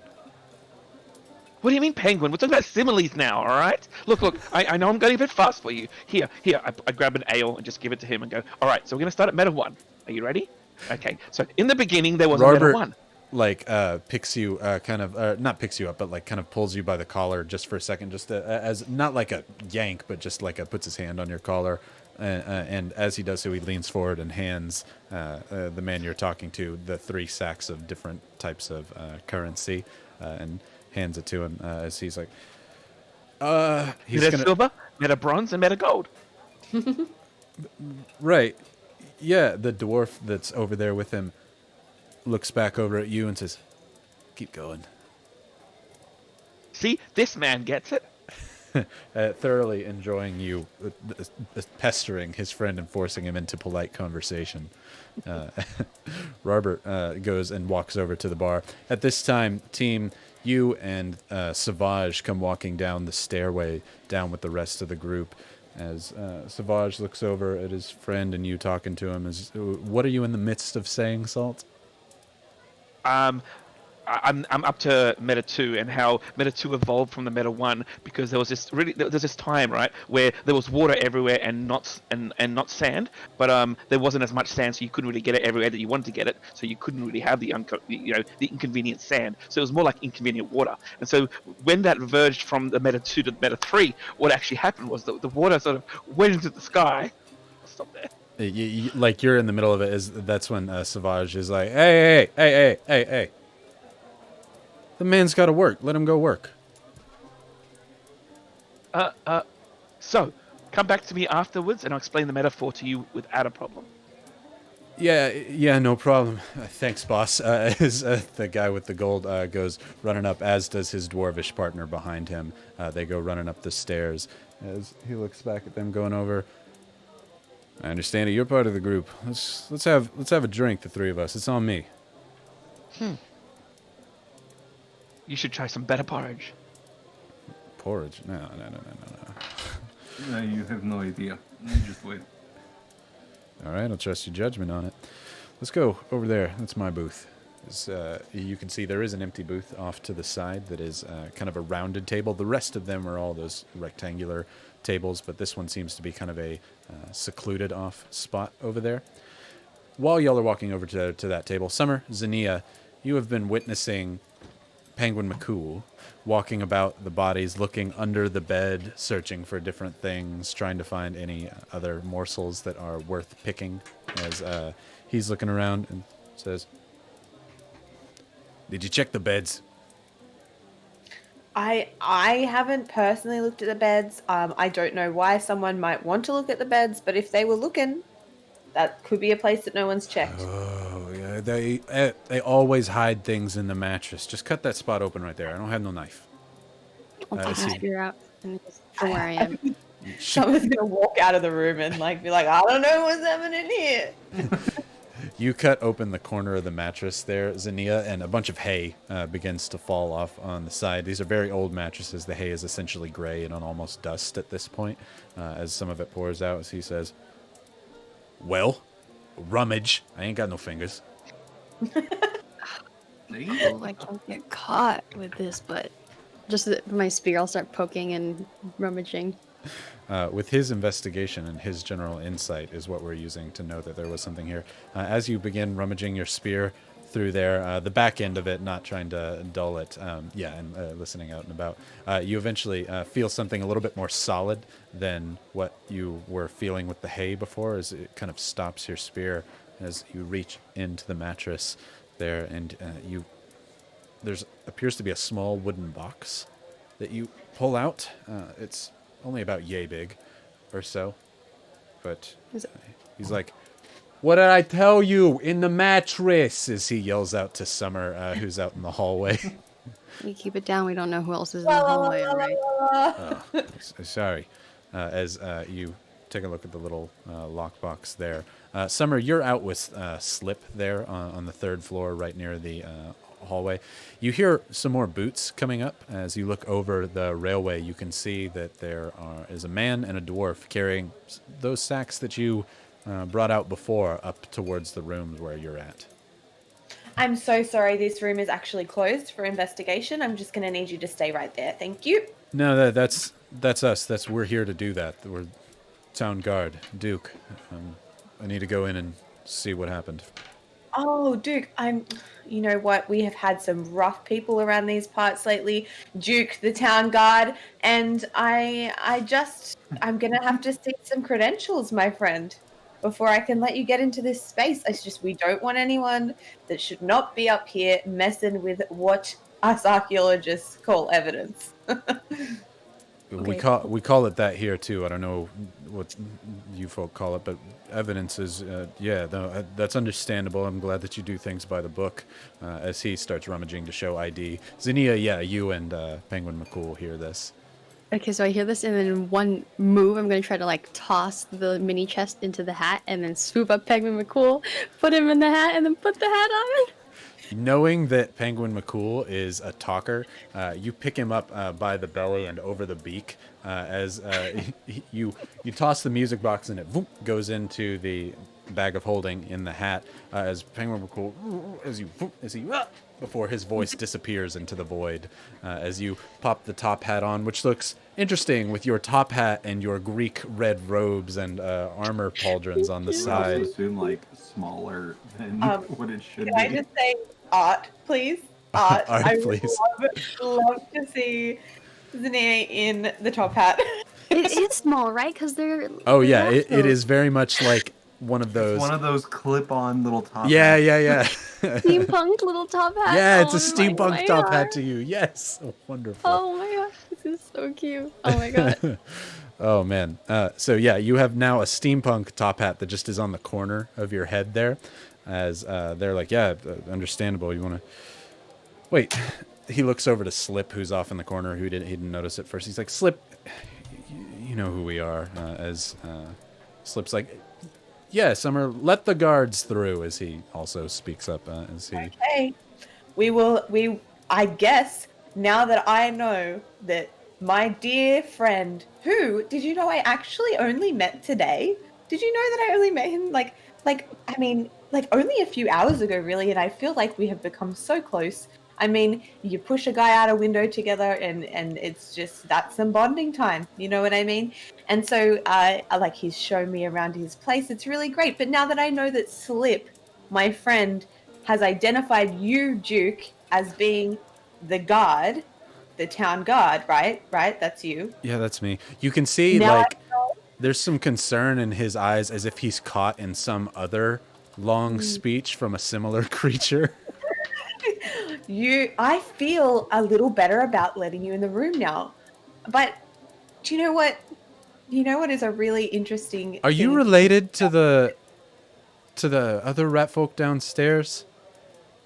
Oh, my brother. I thought so. That makes a lot of sense. Right? Twin. Yeah. Oh, so you've met Salt. Yep, as he starts kind of sidestepping, realizing he could be caught here forever. He's like basically trying to squeeze between you and Slip, who neither of you really like give way for him to go through, so he has to be very awkward about it. Yep. I met Salt, all right. Okay. Dude, that Salt, he's great acrobat.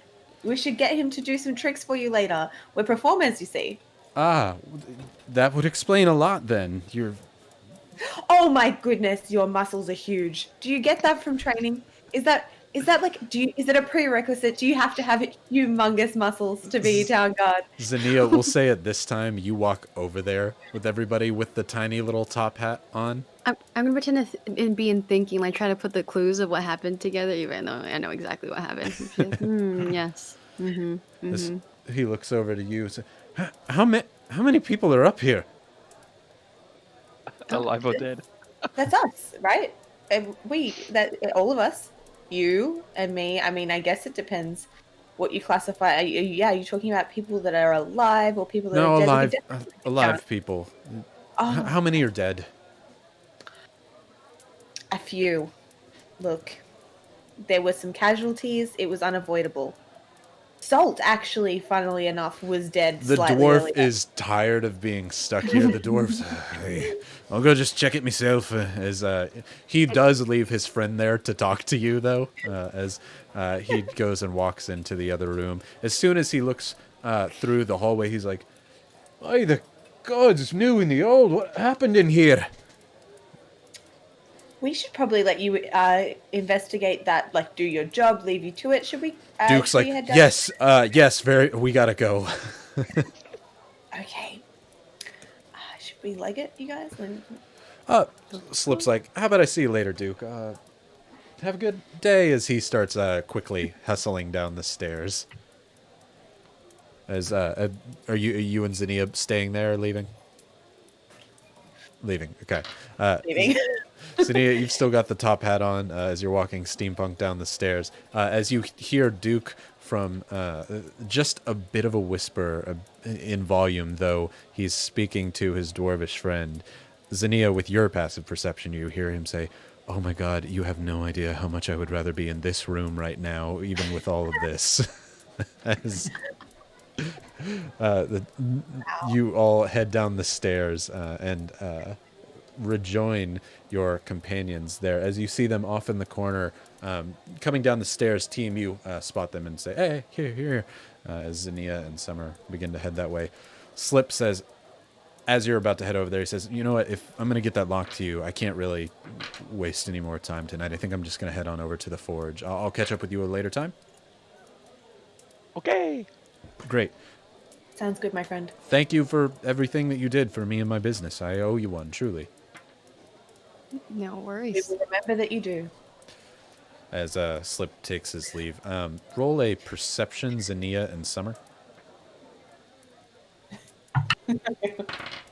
13. Nah. Okay. Slip leaves. 4. Oh no. Slip heads on out. Right. As you see your companions joined by a mustachioed fellow with a long bow sitting at some stools around this rounded table off in the corner, which I think it's a good time to pause right there for a quick little break. We've had a string of metaphors tonight, I'd say. Metaphor. Meta ones, meta twos, metapods. A string of metaphors is a metapod. Right. We'll come back here at 9 o'clock, so 7.5 minutes from now. At 9 o'clock, we're going to do the first giveaway, which is the team set, the Egyptian-style undead set. So make sure, if you haven't done it yet, exclamation LUD to make sure that you have entered that giveaway. And we'll do that right when we come back from our quick little break. Win my dice. Win your dice. Right. Win 'em. We'll see everybody in just a minute, and we'll be right back.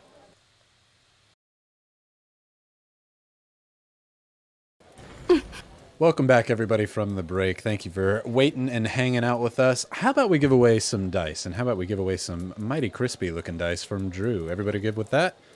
Of course you are. Yeah. Let's get the drum roll rolling. I'd say we just have maybe 30 seconds left before Bree. You can pull the trigger on that, and we'll give away this fancy-looking set of Egyptian team-themed dice there, which are just so dang good-looking. So if you haven't entered yet, exclamation point LUD. Good luck to everybody, and we'll see who is the winner this week. Also, again, thank you, Drew, for making double the sets. You rock, man. Right. So let's hit that drum roll up. Let's go, Bree. Entries closing, entries closing, entries closing, entries closed. Ooh. Entry has closed. Who we got? All right, let's see. It is Mr. Cuckoo. Mr. Cuckoo. Mr. Cuckoo. Mr. Cuckoo. What a cool name. Congrats, Mr. Cuckoo. That is, I like that name a lot, actually. Awesome. So, Mr. Cuckoo. Oh my God. Yeah. Cuckoo's the dwarf that we were. No, it was the guy we were just talking to, right? Yeah, Mr. Cuckoo. Yeah, absolutely. Mr. Cuckoo, you have won this fabulous set from Drew the Dice Man. Drew the Dice Man. Dicey Encounter. Buy the dice. Dicey. Yeah. I know the Dicey Encounter. I'm trying to give him a nickname, but I didn't have one offhand. Fantastic. Well, with that, let's get a second set of giveaway going. We have your Space Jelly Purple here, which I am super duper into, and want to Also, make a sandwich this out is of. with my new masters. Ooh, oh yeah, you have So the in my guitar new pick shop looking date one. in October, these will be the kind of dice you can get from my store. Fantastic. Well, would Very you nice. look at I that? love the D2. Yeah, the D2 is fantastic. I really need to get myself a twin tig coin going, but I just haven't. That'd be so great. I haven't learned how to model it yet, and I want that to be my first like experiment with it. But either way, Space Jelly is looking good. I'm Mighty Jelly, and we'll get back into some Red Wagon Inn work here, and I will refuse to take any sort of GFY for that because I like the jelly puns all day.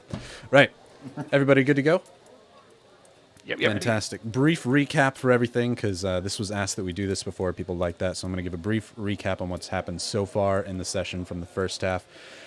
From the last time, there's a big pile of bodies that were there from y'all attacking the bandits that were robbing the town. You dispatched of them, one of whom you tied up via suggestion, and one of them was a fancy lady who was sitting off in the corner, who you decided to let go because she didn't actively harm things, and she'll find her own way, and maybe the town will get her in trouble. But a few dwarves of the Murrigan clan, they claim themselves, they worship the runes and the ancestors, came up asking what happened, as Summer convinced them that they'd forgotten the second rune holiday of the year, and ran out as they forgot to buy a gift for their grandmother because they wouldn't be caught dead like that, and asked that you not tell their grandmother that they were here.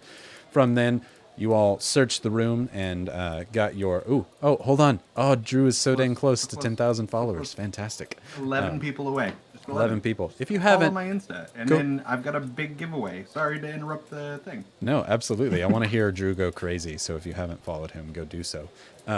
Right. From there, you all looted the tables and the body and found an interesting thing made of two kind of iron silver-esque pipes and some black powder in between, and another rose made out of gems. You convinced Robert to, let you go, but then he asked the gods of Chatter and Whisper what he should do, and they said, no, we got to give all the stuff back. But you only told him that you took gold, not those special items, so he gave the stuff back.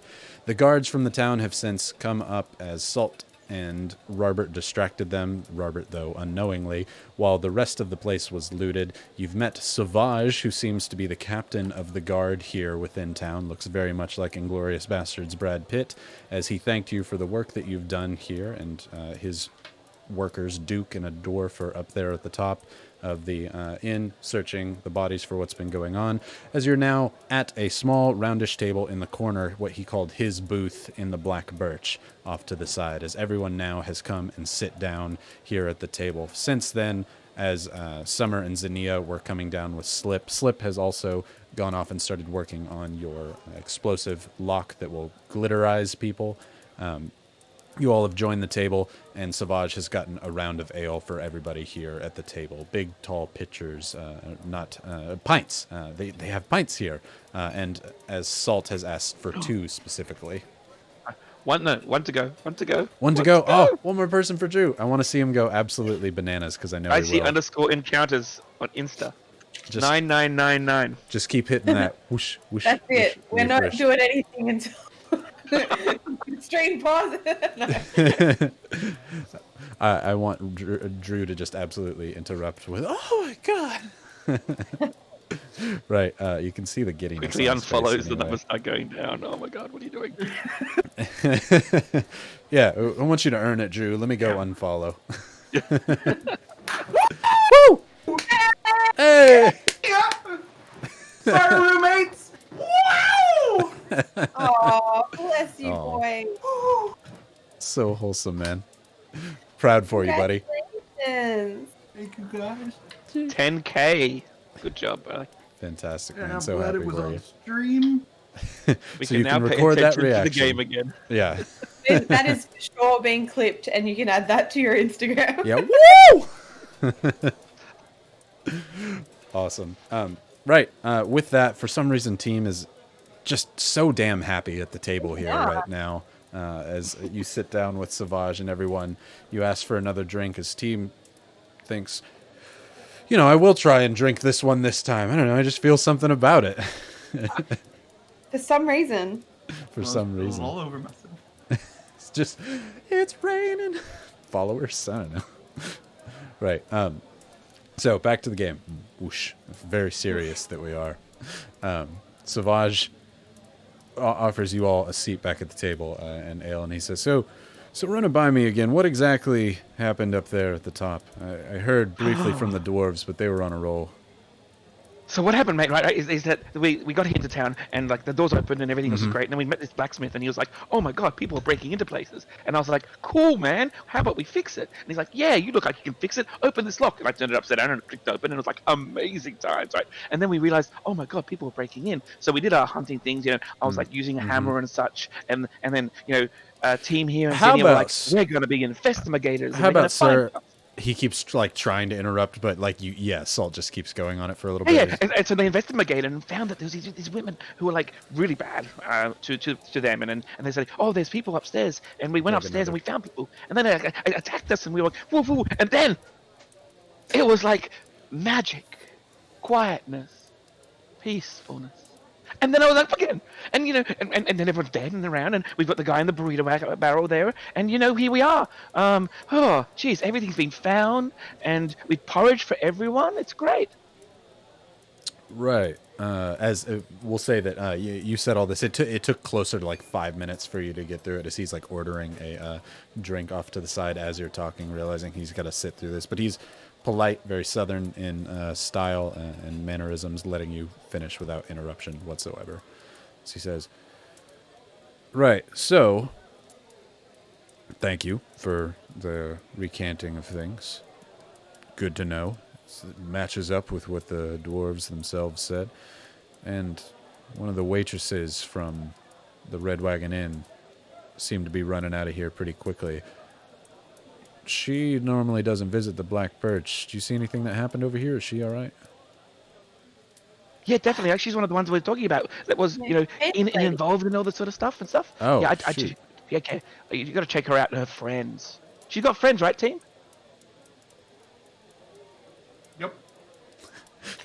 Team's busy looking at his 10K, smiling. She did say, though, that they were a bit life-threatening towards her. She seemed to be telling the truth. Yeah, I mean, what's the word of a fancy lady? I don't really know. Amen to that. She had one other friend, a human female. However, that one was not racist. I think we should give leeway. But Xenia, I think we should also pay her a visit. She particularly racist to the lot of you all? Just my kind, apparently. I'm not saying I approve of it. I understand it, but it's not acceptable. It's not right. I'm sorry that you had to experience that here in this town. I thought we got rid of that ideology a long time ago. And people are stuck with their ways. It's not acceptable, but we will root them out, and I will flick them all in the noses. By all means. This town has a history with the unwilling and the Coracrucians, so I can understand a little bit of skepticism. Many of our ancestors and grandparents, and well, hell, some of the elves and the dwarves here did it themselves, fought against the Coracrucians and those that they arose. Not that I blame you for anything about that team, you understand. But I get it.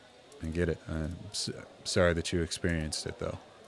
I like it when those of you come around, be able to show people that there is no evil in your hearts and what you're doing anymore. Without skipping a beat, not letting them finish anything. Yeah. I'm running up, giving them a hug, and then is the female bartender there? Yeah, absolutely. Okay, I'm going into the kitchen. I'm not even like... She's... as you walk off over into the kitchen, he's kind of stunned there. Very much not a hugger. He looks at the rest back of the and group. say, Robert, come. Robert's like, oh, porridge time. As he heads up and, over to the kitchen. You thought that hug was good. Wait till you get some of his porridge into you. Fair bit warmer. I'm not a... That's fine. I'd prefer the porridge. What? Yeah. So, great porridge. Real quick, while he's gone, please don't think I don't trust him. Quick. What did you all see out in the desert?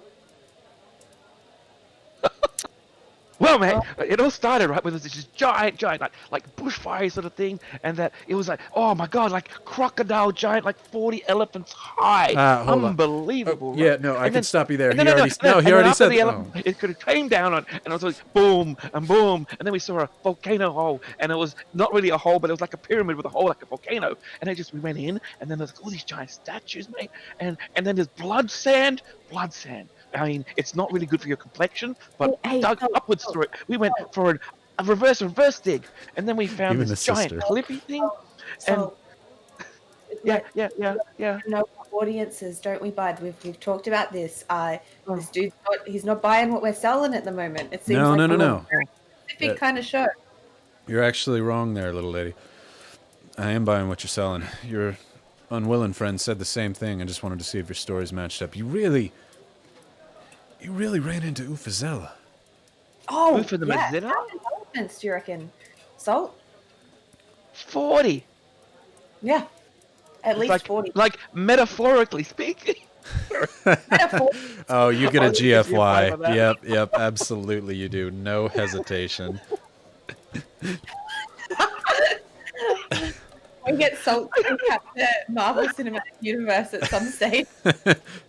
Right, so there's these little stone things, and they, everybody's snapping around, and there's this big purple dude, like 2 elephants tall, right? Oh, wonderful. I'm back. He broke Right. himself. So, and you live. What weapons did you use to fight the thing? We used a sand bath.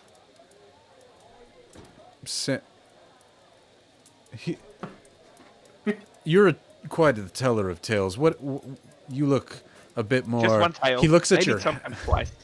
He looks at your sideways hat, Xenia. He was going to say you look to be a little bit more serious as you have more like armor and stuff on and your robes, but then he looks up at your hat and says, just continue with what you were saying. Yeah, the best way to defeat him is sandbath him. So you just. Yeah, yeah. For a first sand bath, you should Yeah, you can probably see the get complexion in- effect too. It's You like get 2 in into 1, sand man. bath. I figured he would have been used to sand. He lives out there. Oh, no. You get in the sand. Oh. Yeah. Oh. Yeah. Wait. We can Well- show you. There's plenty of sand outside. Yeah, no, there's plenty of sand out in the squirts. That's no lie. Oh, Xenia, could you just let our buddy out? He's Oh. probably getting close to some, Yeah. death. And I See. don't really know how to handle the hat, so I kind of tip it off my head. Do you tip not it knowing- off or hold it over? I tip it off like. Okay, good to know. As you Yeah.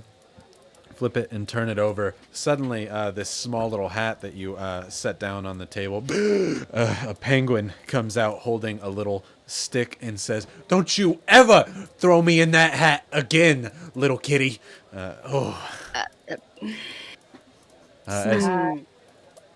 My claws come out. All right, I didn't mean nothing by it. I'm gonna pick Penguin up and drag him across the table and just plonk him next to me. As you And, do, like, he comes over to you and, like, with his flippers, like, tries to hug you as if you're like his mom. He talks a big game as he's like, "Hey, Summer, hold on, hold me." It's okay. It's okay. As It's- Savage says, "What the hell is that bird?" it's What? You penguin. haven't seen a penguin before, mate? No, I've never. No, I haven't seen it. What? Wow. Where did you all come from? Oasis, he said. What? As he's like, No, yeah. no, mate. A long time ago, right? There was this Meta 1, and when that stuff, We're circus Oh, folk. Do you say that in character, Salt? for sure. Second GFY. I gotta give it to you. Bob, he's collected 3 at the moment. Oh man. Oh, you have 3. I had you down as 2. I forgot to No, grab no, the no. one from I've last got week. 2. Bob's got 3. Oh, okay, gotcha. Yeah, you're getting close to Babodogay. Oh, for people who are wondering, Shadow, GFY stands for Go F Yourself, and it is the opposite of an inspiration that I can use at any point in time. Right. Babodogay says, ooh.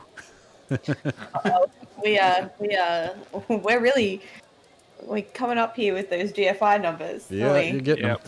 them. This is what happens when you have to RP and not combat. as you start saying like, so there's this thing called a meta 1, as Savage actually puts his like fingers to your lips real quick, as he's like, hold on, I don't have all day, I'm sorry. You're a talker. If it were later at night and I had more to drink, I'm happy to hear about your tales.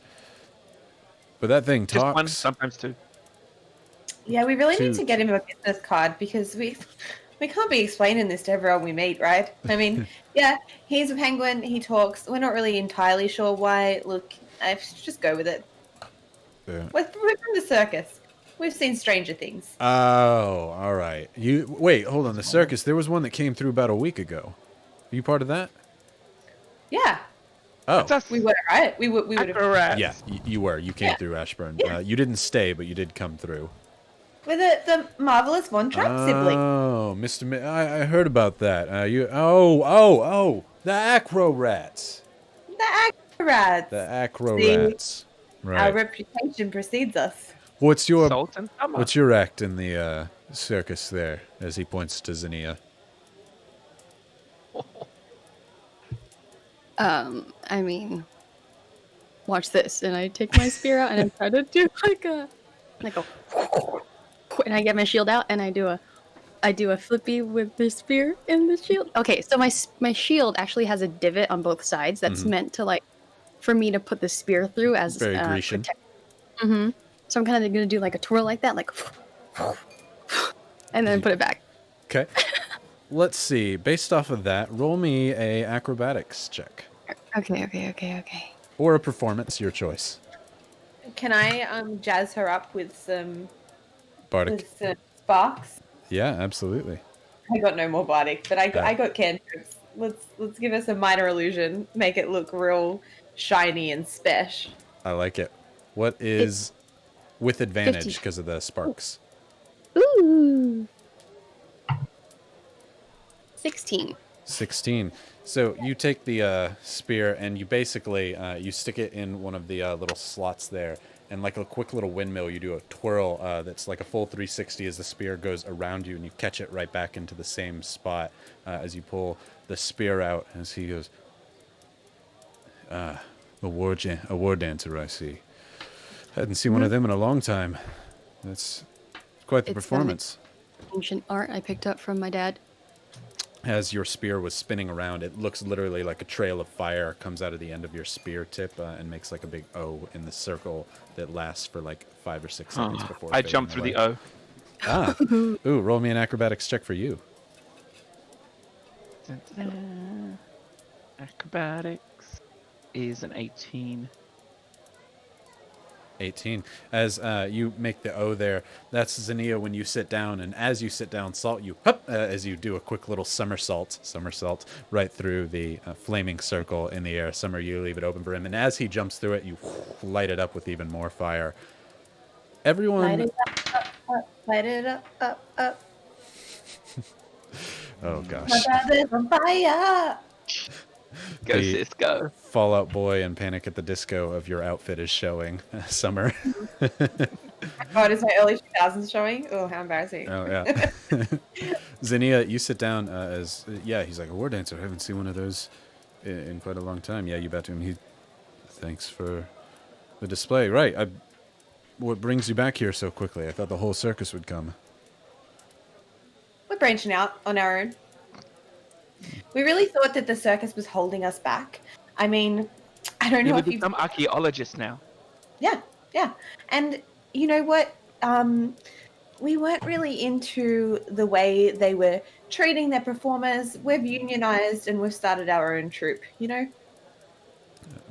Can understand that. Made my own way in this world, too, and proud for you that you can do that. Wish you all the luck. Well, thank you so much.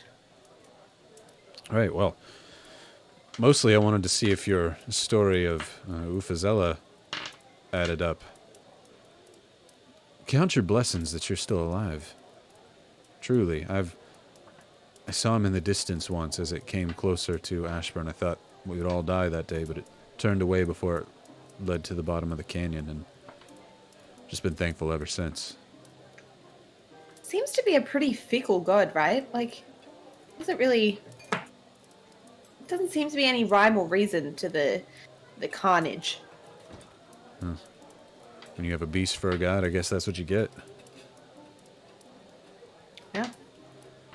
Nowhere near as reliable as that of Whispers. No, you follow the god of whispers, huh? We're learning. Seems to be a lot of that these days. I don't know. Forgive me. I'm just old and set my ways at this point. You more of a rune type dude. No. My ancestors don't smile on me anymore. Oh, I'm so sorry to hear that. Is that a point of sore? Is that a sore point for you, my friend? No, it's not a problem. Whose family doesn't want him to go and join the banditry trade? Just thought I might make more money as a lawman. No, sis, you have to remember, it's like team, right? After a while, there's no more smiles because it's just not physically possible. Yeah. Is that what happens when you're Science. like 12? See, archaeology. Science, archaeology. See, your term for that may be different than what mine is, I guess. Same with meta 2 to 4 to 6. Yeah, it's definitely down under concepts. Ah, got it. We used to have a few rat folk here that you might be familiar. You might be familiar with rat folk workings. They're machinists and builders of fine tools and alchemy supplies, but they passed away a long time ago. But we haven't had many rat folk come through since. Most of your kind, actually, we haven't had come in. It'd be good for the town to see you here for a while. If you felt like staying, there's plenty of rooms in all the inns around here. Well, we don't take up much room. Well, we'll call that convenient. 2-for-1 pricing on beds, right? Oh no, Well, some of us. we don't sleep on beds. Well, that's even better. They didn't That's either. even better. Come to think of that, they were, yeah, they just holed up in the old temple up there on the hill. There's an The old old temple on the temple. hill. Yeah, it's, well, now the dwarves use it, building things, but, wait, do you roll your eyes at that? Oh no, we're interested. No, Summer rolled her eyes. Oh, She doesn't. She Okay, doesn't. just curious. They're probably on holidays anyway. They're on holiday. Yeah, the dwarves use it. It used to be a temple to an old Tempest god, but, since the war back then, it's just been abandoned. And, What Tempest god do you? oh God, I'm Just out of sorry. I'm not learned. It was one that was killed back in the war, prior to by the Crucians. So I don't know. I couldn't tell you the name. You because you follow a Tempest god, right, Xenia? Yeah. Oh, new or old? New. It's an old god. Something that the people of the town used to worship. Not anything new. Wouldn't be the same one. But By the name of. it'd still be cool to check out. yeah, the dwarves have altered things there. The temple was destroyed at one point, and so they've kind of rebuilt it just as a dwarvish hall. So there's not much that's there, but they kept most of the books intact. If you ever wanted to go take a look at that, you feel free. You're free to So come did and go the as you rat please. Did the rat folk worship the Tempest god? No. They so I don't know if you've got time for a story or not, but Well, you said you didn't have time, but we have time. right. Yeah, I'll make it quick. There's a group of adventurers who came through here about 100 years back or so, and there was a purple worm that crawled its way out through the center of town. It destroyed half the temple. The temple was already basically in disarray and unuse, and I think the rat folk found their way up through the hole and decided that the temple wasn't being used. They'd make use of it. Yeah, they probably Classic reverse story. reverse peaked. Yeah. Yeah, something like that. But short and sweet version of it, they stayed there for a while until the dwarves came and started repairing things. I looked to the rest of the party. We should check it out, guys, since we're here. Sounds fascinating. By all means, you're free. Don't let me stop you. With that, though, he takes a drop of the pitcher and sets it down. He lays out 2 gold coins on the table and just says, if you can give that to Maria, whenever she comes You back hear- there with the porridge. You're back in the kitchen. You best not be leaving until you had the porridge. Team's hat sticks out, very much looking like. Hold on, 2 seconds. That. I have the kiss the chef. Yes, apron kiss on. the That is chef. now my apron. You have taken your cloak off your apron out from the side. You look out. You had best not leave With yet. spoon in hand too, Yeah, it even has porridge dripping out of it. somewhat like a chocolate. Just like you best not be leaving. Smack you. You can always make some porridge to go. To go porridge. That could be a great business idea, you guys. He has to say, I do really have to be going, chef. If you can get me a to-go bowl, I'd appreciate just it. 2 seconds. I'm about to hit Team's gonna hop GFY3. back in. You run Oh, back no. in there I gotta real do it. quick. Do it. I got it. Yeah, if you don't go for 2-go porridge or 3-go porridge, you can 4-go porridge. Yep. GFY 3. Good. Oh man, good. y'all should That get was into good. combat. Come on. That was good. So good that it earned yourself a GFY without hesitation. earned it. You knew it was You coming. I did, but I couldn't not 4-go porridge. Right. So this porridge is going to be a little special. It's a creme brulee Ooh. with hints of blueberry in there. Ooh.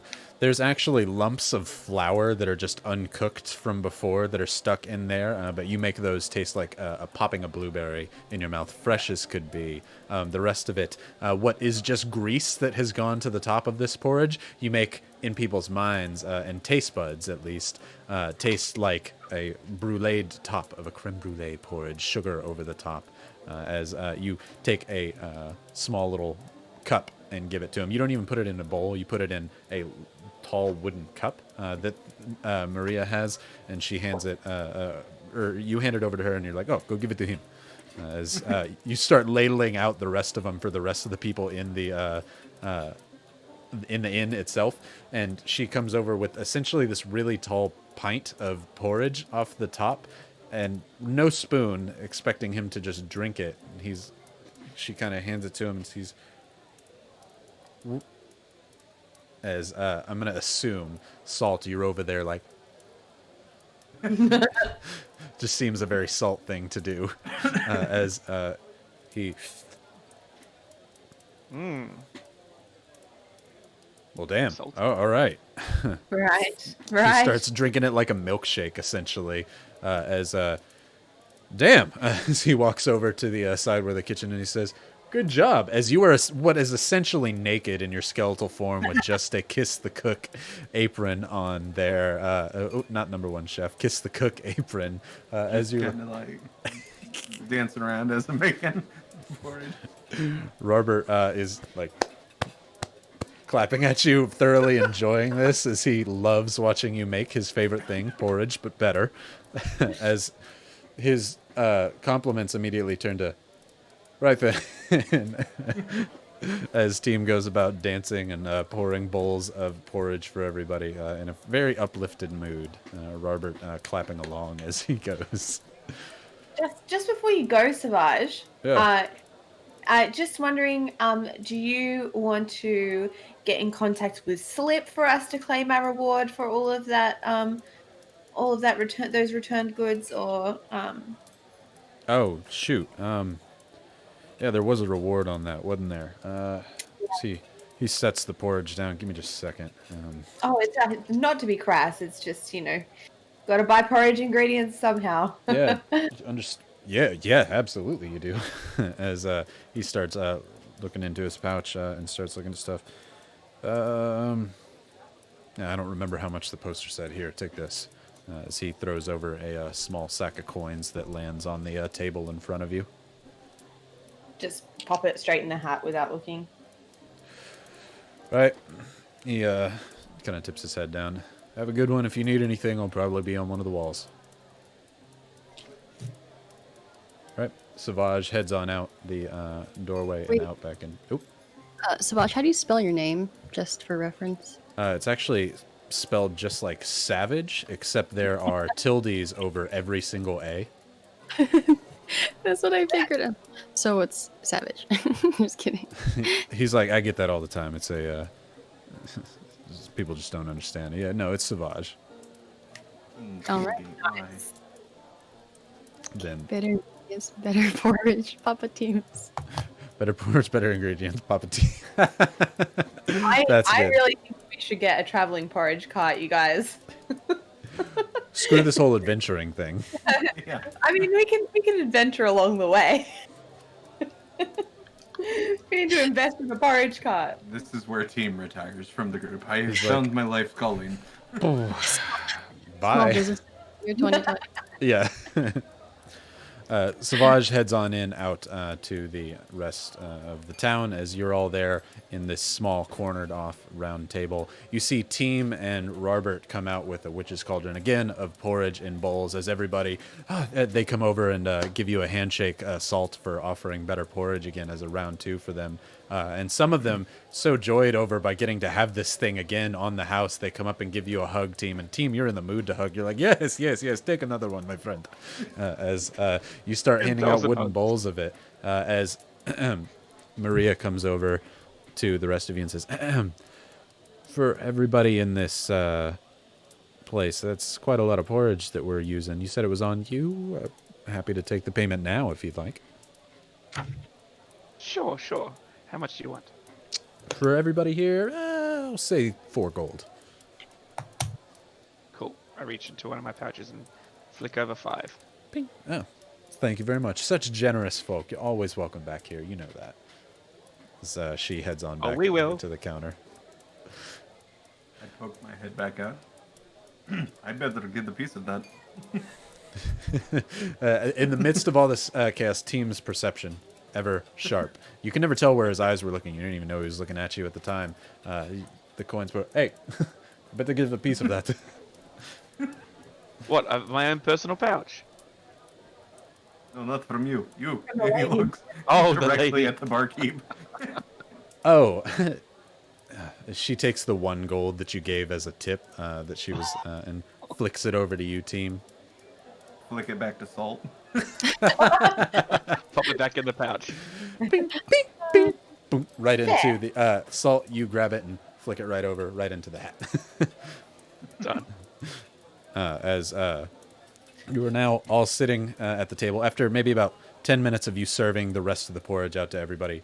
Team, you retire to the kitchen and put your regular clothes back on and hang the Kiss the Cook apron up as you look at it like, I need to get me one of those. As you walk back over with Robert over to the group. Robert has 2 bowls of porridge in hand and is currently sucking one down as he sits down at the rest of the table.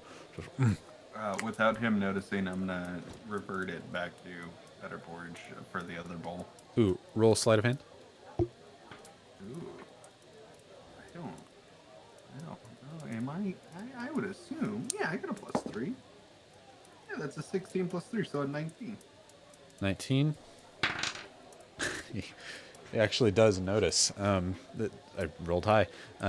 He is taking a sip of one as he sees you basically do a fairy dust sprinkling over to the other one, and he says, Team, you spoil me.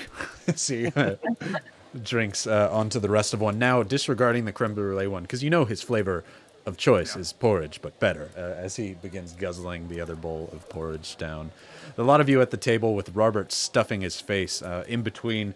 He says, now what? What are we doing? Would you say at this sort of time is when the guards from upstairs are coming back down? They're going to be up there for a while. You have literally Okay. covered a room full of blood and bodies. Do we want to continue to stay at our little death adventure, or should Well, we? is there a mosey Red on- Wagon Inn here? Yeah, There I think is. that's where the fancy ladies worked. Ah. So I could do it. I could use a nap. It's been a long day. I This is probably good, rather. because me and Xenia need to go talk to that woman anyway. I think it's probably best if we keep our murdering locations separate from our, sleeping quarters. Good idea.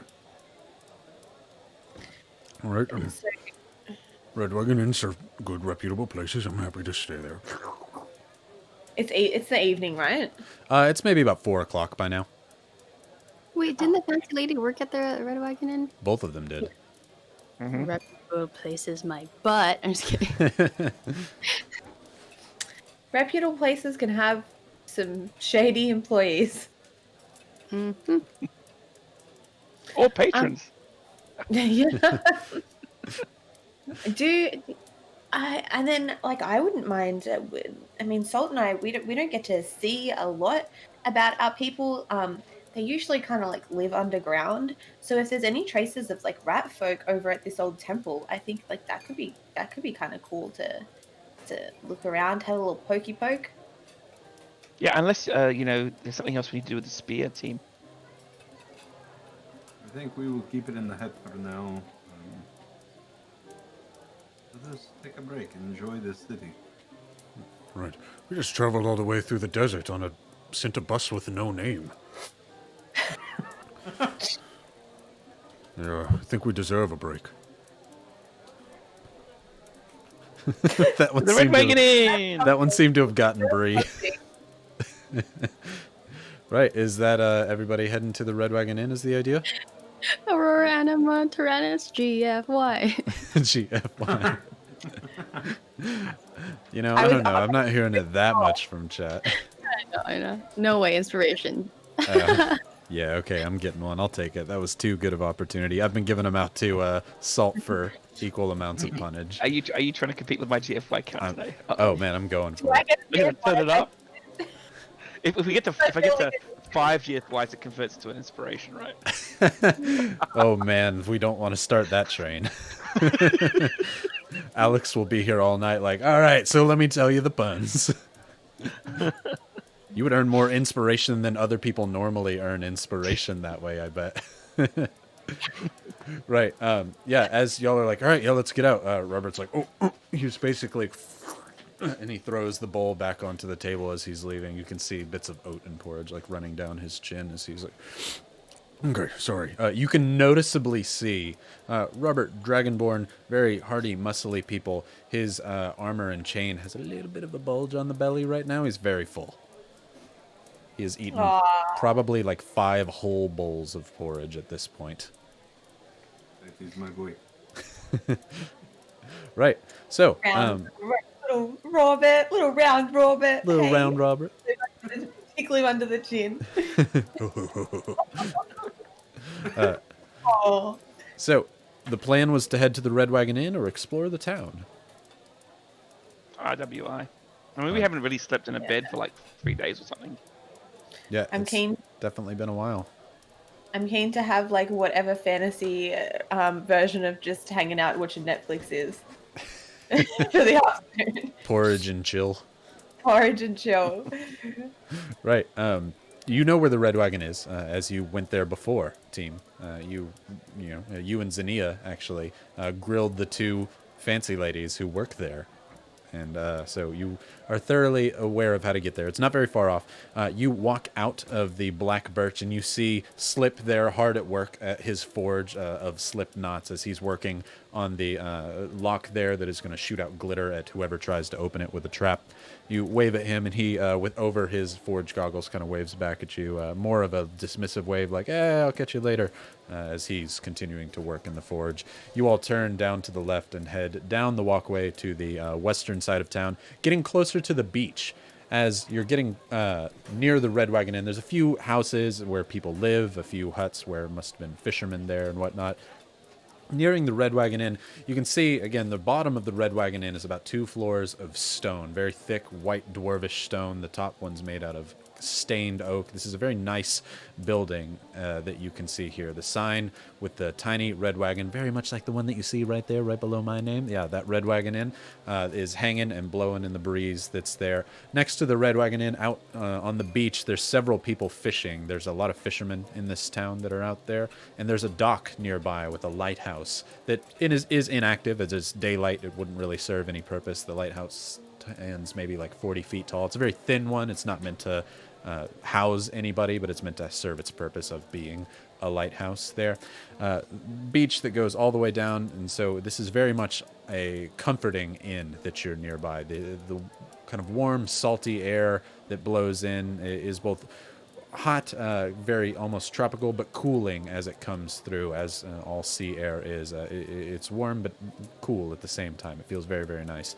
The inn is packed as it was before. As it's getting closer to dinner time, more and more people are finishing their day's work and walking in. There's a stables outside where people are starting to bring in their horses, mostly work horses, though you do see a few war horses that have kind of the big fur or hair down at their hooves that stand much taller than the rest of them. Adventurers or somebody's who have since parked themselves here. As we said before, the Red Wagon Inn is home to the Adventurers Guild. You expect to see kin, much to you all, in this inn of itself. There's always expectation that you will find other adventurers and quests up on quest boards within the inn. This is the front, though commonly known, of the Adventurers Guild. There's a few people outside, but none of those fancy ladies that you saw working before. However, as you're nearing closer to the Red Wagon Inn, you see two very familiar human and half-elven fancy ladies that seem to have gotten pushed out the door of the Red Wagon Inn and have fallen on their backs out as this tall half-orc with a long kind of reddish-brown mane almost that goes down to his back seems to have been the one to have pushed them out of this specific inn as they're both on their feet. And she's like, I don't ever want to see you back here in this inn again. If I hear one more rumor like that about you all, I'll kick you out of the town myself. Do you hear me? As they're, yes, as they seem to be grabbing like messenger bags or whatever their small amount of belongings were, as they quickly are running away before they stop, almost running directly into you. As the one that you let go, the half-elf, kind of bows to you and runs away. However, the human doesn't even stop as she sees you. They both jet off, running towards the center of town, possibly out. Are they of the close town. enough for my tail to take a swipe at whatever pouch they have on them? If you'd like to try, you totally can. For sure. Someone's just All going right. to turn their nose up and walk past them. Slay of hand, 15 plus 7, 22. 22, solid. Unless you want to GF1 you a couple of times. No, I don't think I'm going to do it here. I'm gonna save that for a different opportunity. Right. So, as they're running by, one of them falls over, the half-elven, as she bows. She, not wanting to upset you all, walks very close by and kind of slumps to the side as your tail slips right in very quickly through her little messenger bag full of goods that she has running away as you pull out a small goblet worth probably around 50 gold very quickly and stow it away into your pouch there. Everyone is currently looking at you as you're doing this. However, you're so quick, you're certain that nobody's probably noticing you, but you can't ever be super sure. This No problem. half-orc, as he kind of looks over at you all and sees you and says, Sorry, visitors, we had a bit of a personnel change today. Come on in, we'll get you something to drink. everyone roll a perception check real quick. Dude, somebody keeps gifting subscriptions. A D&D 214 dice. Jason? He's Jason. He's gifting all of them Look at That's like Jason. the Look at you go, man. after break subs. After break subs. Jason, look at you, man. Look at you go. On fire. As they run, I'll be like, yeah, you better run. Ooh. As he's like, We had some personnel change today. they're maybe about 20, 30 yards away at this point. Xenia yells, yeah, you better run. As his ears kind of like perk up like, all right, they seem like good folk. He kind of gives that nod. What's everybody's perception? Natural 20. Nat 20, solid. 12. 12. 19. 19, Xenia. Summer. I'm going to use my inspiration, but it was worse. 11. 11, sounds good. We'll see if you are sad about having used your inspiration anyway. Xenia, looking back over at him, and team specifically, nothing escapes your eye as an archer. You notice even the finest of details and things. You turn back looking over at the half-orc there. Xenia, you catch it too. However, team, you notice right away, this dude's gorgeous. He is good looking. got chiseled jaw. He's got kind of a half orc, half dwarf thing going on. He's got the very curly mane of a dwarf, but the chiseled kind of that combination's just working for him. He's got almost like Fabio like hair. The tusks almost look like lip rings. He's kind of punk. He's a little bad boy as you're looking at him. This guy's smoking stuff there, as he is just wearing a chef's apron down on the bottom, chest hair kind of out, as he's looking back as he kind of goes, Come on, let's get you something to drink. as he beckons all of you over. When he turns around, is he really just wearing that chef apron? Or? He's got pants on underneath as well. Though I that wouldn't notice. that booty, let me tell you, as he turns around, team, nothing escapes your eye. Let me tell you, this dude works out. He's thick. Let me tell you.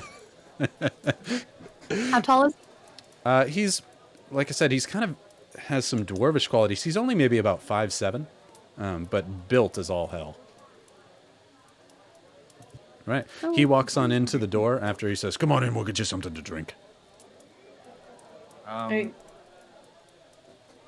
gonna put my hand on Robert's shoulder and say, "Come with me for a moment. We will be back."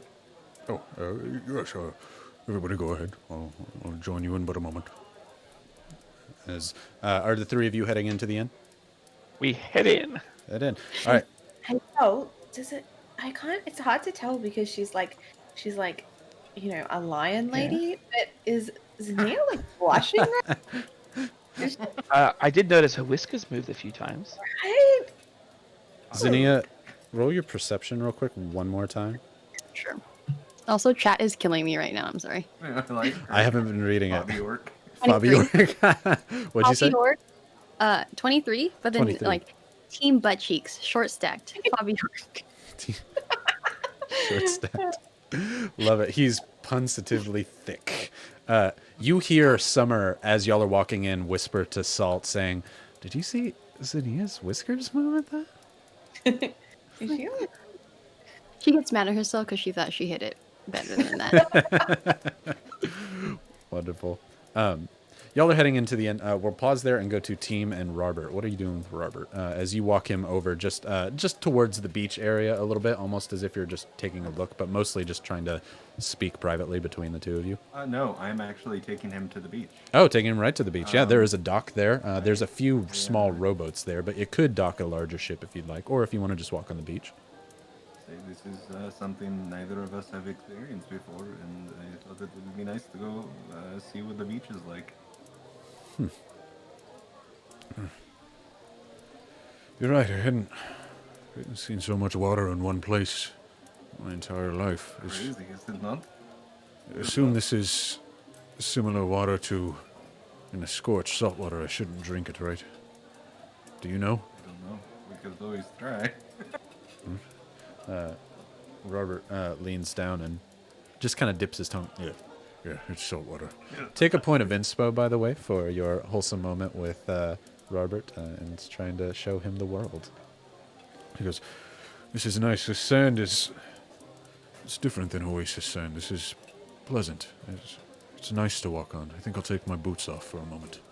See, takes his really, really old and like hand-me-down-esque boots off, as he, you can see his feet just cut up from just the horrible leather that he's been walking in for possibly years, as he dips his feet down into the water and the wet sand. He says, Right, this is nice. Sometimes I get caught up in what we're doing and I don't stop to appreciate things. Thank you, team. Nice for me too. And Atta, look at him go. And Atta's like jumping between like doing classic dog stuff at the beach. Yeah, absolutely. Two Atta's running on the beach. Several children that were playing on the beach next to their mothers and fathers who are fishing are like, ha ha ha, ah! As they go running away at this jackal come running at them, as their parents are like, what's wrong? And they see Atta like going through the beach, but they see you as they kind of stop, and you can hear him like, no, that he's an unwilling. It's okay. And as they're like, as Atta comes running up to the children, like it's just this horrible snarl. However, you can hear Atta in the distance, like, hey kids, do you want to play with me? I would love to. Do you have a ball or something? That would be wonderful. It's yelling at them. They're like, Mommy, make it stop. As you're like, Atta, just go run on your own, friend. As he's like, okay, and just heads on off and doing the same thing, like skipping through the water back and forth. Before, at some point, Atta does begin to start flying and flapping with its wings and just kind of sailing over the ocean. And the kids change their mind at this idea, and they start to think, wow, that's so cool. As it's flying over, you can hear the joyous laughter of children as you're now sitting there with Robert on the beach as he sits down right up to where, as you do on the beach, where the water kind of gums up to his feet, but goes away before it actually gets the rest of him wet. As, he just parks it there on the beach with you for a little bit. Is that the plan? I don't want to get your hopes up, brother. But maybe your brother made it. I don't know. And if he did, this would be the closest place. So maybe we can keep an eye out while we're in the city. I dare not get my hopes up, team, but I'll pray and listen for whispers on the wind at his demise or possible safe travels. I hope that you are right, but I dare put too much into hope. If he did die, I do appreciate you getting me out of that situation. I was heated and just not in the right head at the time. Thank you for all that you've done for me and your friends. Anything, you have a family with us.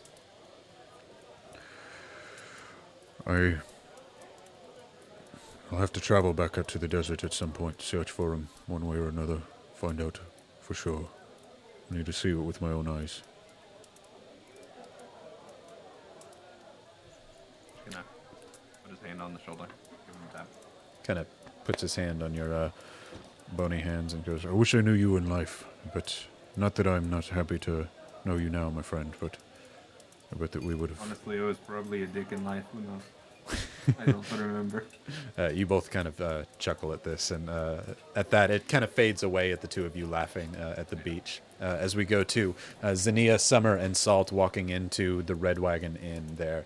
As you see the orc in question, the half-orc, as he walks back towards behind the bar near where the kitchen is. The Red Wagon Inn here, far different than the one that you saw in Oasis. Everything is made up so nicely. All the tables, stone. All the flooring seems to be a white dwarvish stone, almost like giant slabs cut out to be flat on the ground. There are plenty of seats. The stairway itself also made of stone. There are heads of several different animals and beasts, both forest-like and from the Scorched themselves. You see a familiar salamander head from the one that you fought before mounted up on the wall. You also see owl bears, griffins, several different animals and beasties' head mounted on the wall over a great large hearth that sits center on the opposite side of the bar there. There's also a small little stage area where people, same thing as before, play music. This town has a lot of musically inclined people or artists of many different styles. As the room itself here, packed and super full of people. There seems to be someone up there currently playing music, a half-elven maiden playing a harp off on the side. It's very classical D&D in music going through. It's very just relaxing ambience-esque music. You see a few other people off to the side as if waiting their turn to go up there and try and earn some coin as they go about things. There's several different groups in here. What are you all wanting to do now that you're in the inn? Xenia's eyes follow FabiOrc. Sorry, FabiOrc got me. I look to Summer and say, should we organize some rooms, sis? I think we should get some rooms. Yeah. Yeah. All right, let's head up. And we walk up to, I guess, the bar. as FabiOrc is standing behind the bar, polishing off a glass as the two of you walk up and position yourself on one of the seats. There's a few empty spots there, as a lot of people are gathered around with friends and family, and large groups of adventurers here as well on some of the bigger tables, as there's a few spots. Xenia, you kind of pause for a second. It takes you a minute to even notice that the rat folk have already gone up to the table before, as your eyes are locked and affixed, as FabiOrc stands there and says, Hey, what can I get you?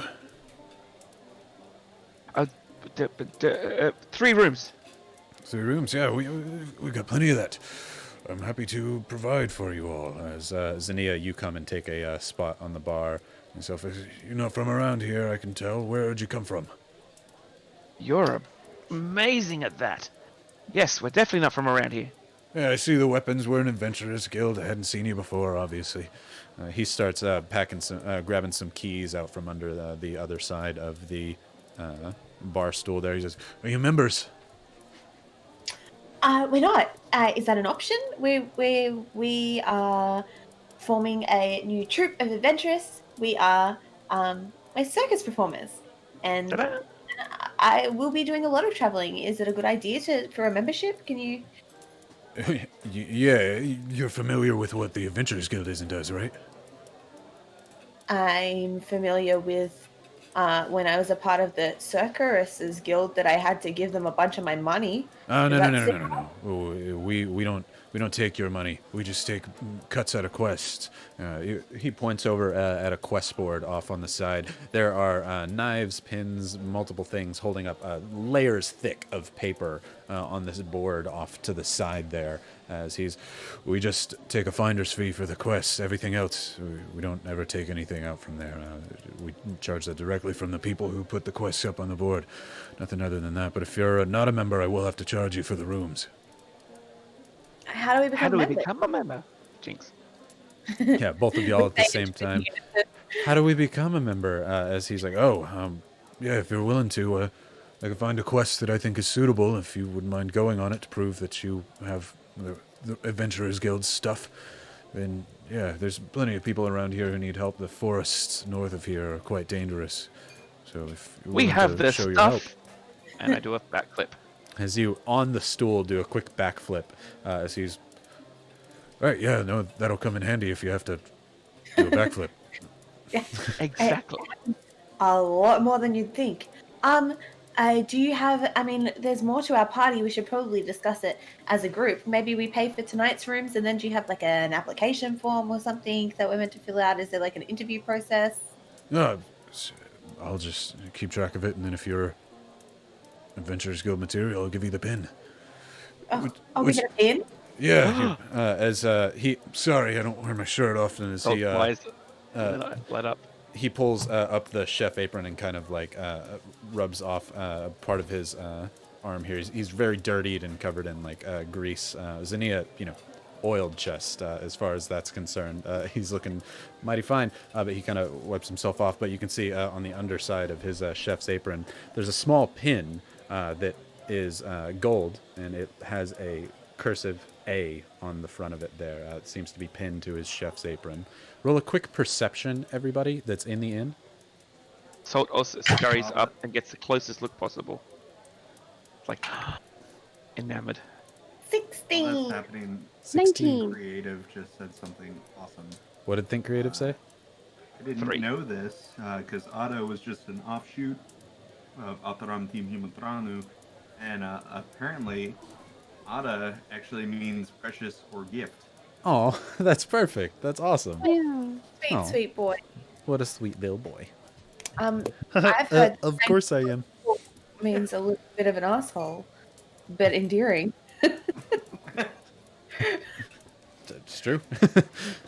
Summer, what did you say? Somersault, Xenia, what did you all get for your perceptions? 19. 19, 16. 16. So I rolled a 3, but 3. I'm like right up next to, so I'm not paying attention to anything else. Oh, yeah, that makes sense. As he kind of shows you the pin, Xenia and Summer, you kind of look back. probably half of the people in here, most of those that are at tables in groups, all have the pin proudly displayed on their armor here. Many of these people are adventurers in the guild. Some of them at different colors, though. Most of them are silver or bronze. His appears to be gold, maybe a step above the others. You're not sure. It's so pretty. It's so shiny. See, I gotta touch it. He kind of pulls it back. He says, "You get pretty protective of these things," as he rubs it on his chest hair I to can like see why. polish it up. If I had one, I'd be very protective of it too. Do we get we get the pin once we do the thing, right? yeah, if you're a member, you can earn a pin, no problem. That's. We'll see Well, what quests are on the board. If there's one that is of your caliber, We'll take them all. As you say, we'll take them all in kind of a performance voice. Several of the other patrons in there kind of give a like a chuckle, as if like, I remember my first quest, such a newbie attitude, or rookies, but some of them toast to you like, "Hey, you're here. Best of luck on all of them." As they all kind of take some sips there. The orc himself looks over and says, I suspect that you are probably at the front lines there, Lioness. I can see the shield and the spear you've got. Quite a fighter, I bet. Yeah, but not from around here. You come here often? Colgate requested it. So do you come here often? What Colgate requested you say? Do you come here often? Yeah. Love it. He kind of looks back. In his mind, he's like, she's not the brightest. As he's, Oh, yeah, I run the inn. I'm sorry. Yeah, I am not from here. I'm from the Sunrise Mountains. Back, Oh, back in the Silverlands. Oh, you're a southern girl. Right. We don't get many of them very often, but hey, sometimes you gotta come prove yourself in the Scorch. You off to the Scorch soon? from there. Did you know she actually had a hand in sneaking past a god in the Scorch? Yeah. a god. And Holy the champion of Oasis. Carrick Let's make his go way away. back through the Scorch yet again? as he takes a sip of an ale that's nearby. He takes a sip of one that like was a previous patron's, but there's just a little bit of ale left in it. Doesn't really care. Carrick I, make his way through the Scorch again? Can I sneakily wipe off her drool with my tail? Xenia's. Yeah, absolutely, sure. Xenia, Chad is requesting that you get an inspiration, and I'm happy to give it for doing that. You come here often? I love it. As he's like, Carrick make his way down through the Scorch again? Yeah. He was left But- crying. Xenia was that amazing in fighting. And she totally stood her own against the champion of Oasis. You know, that lizard dude?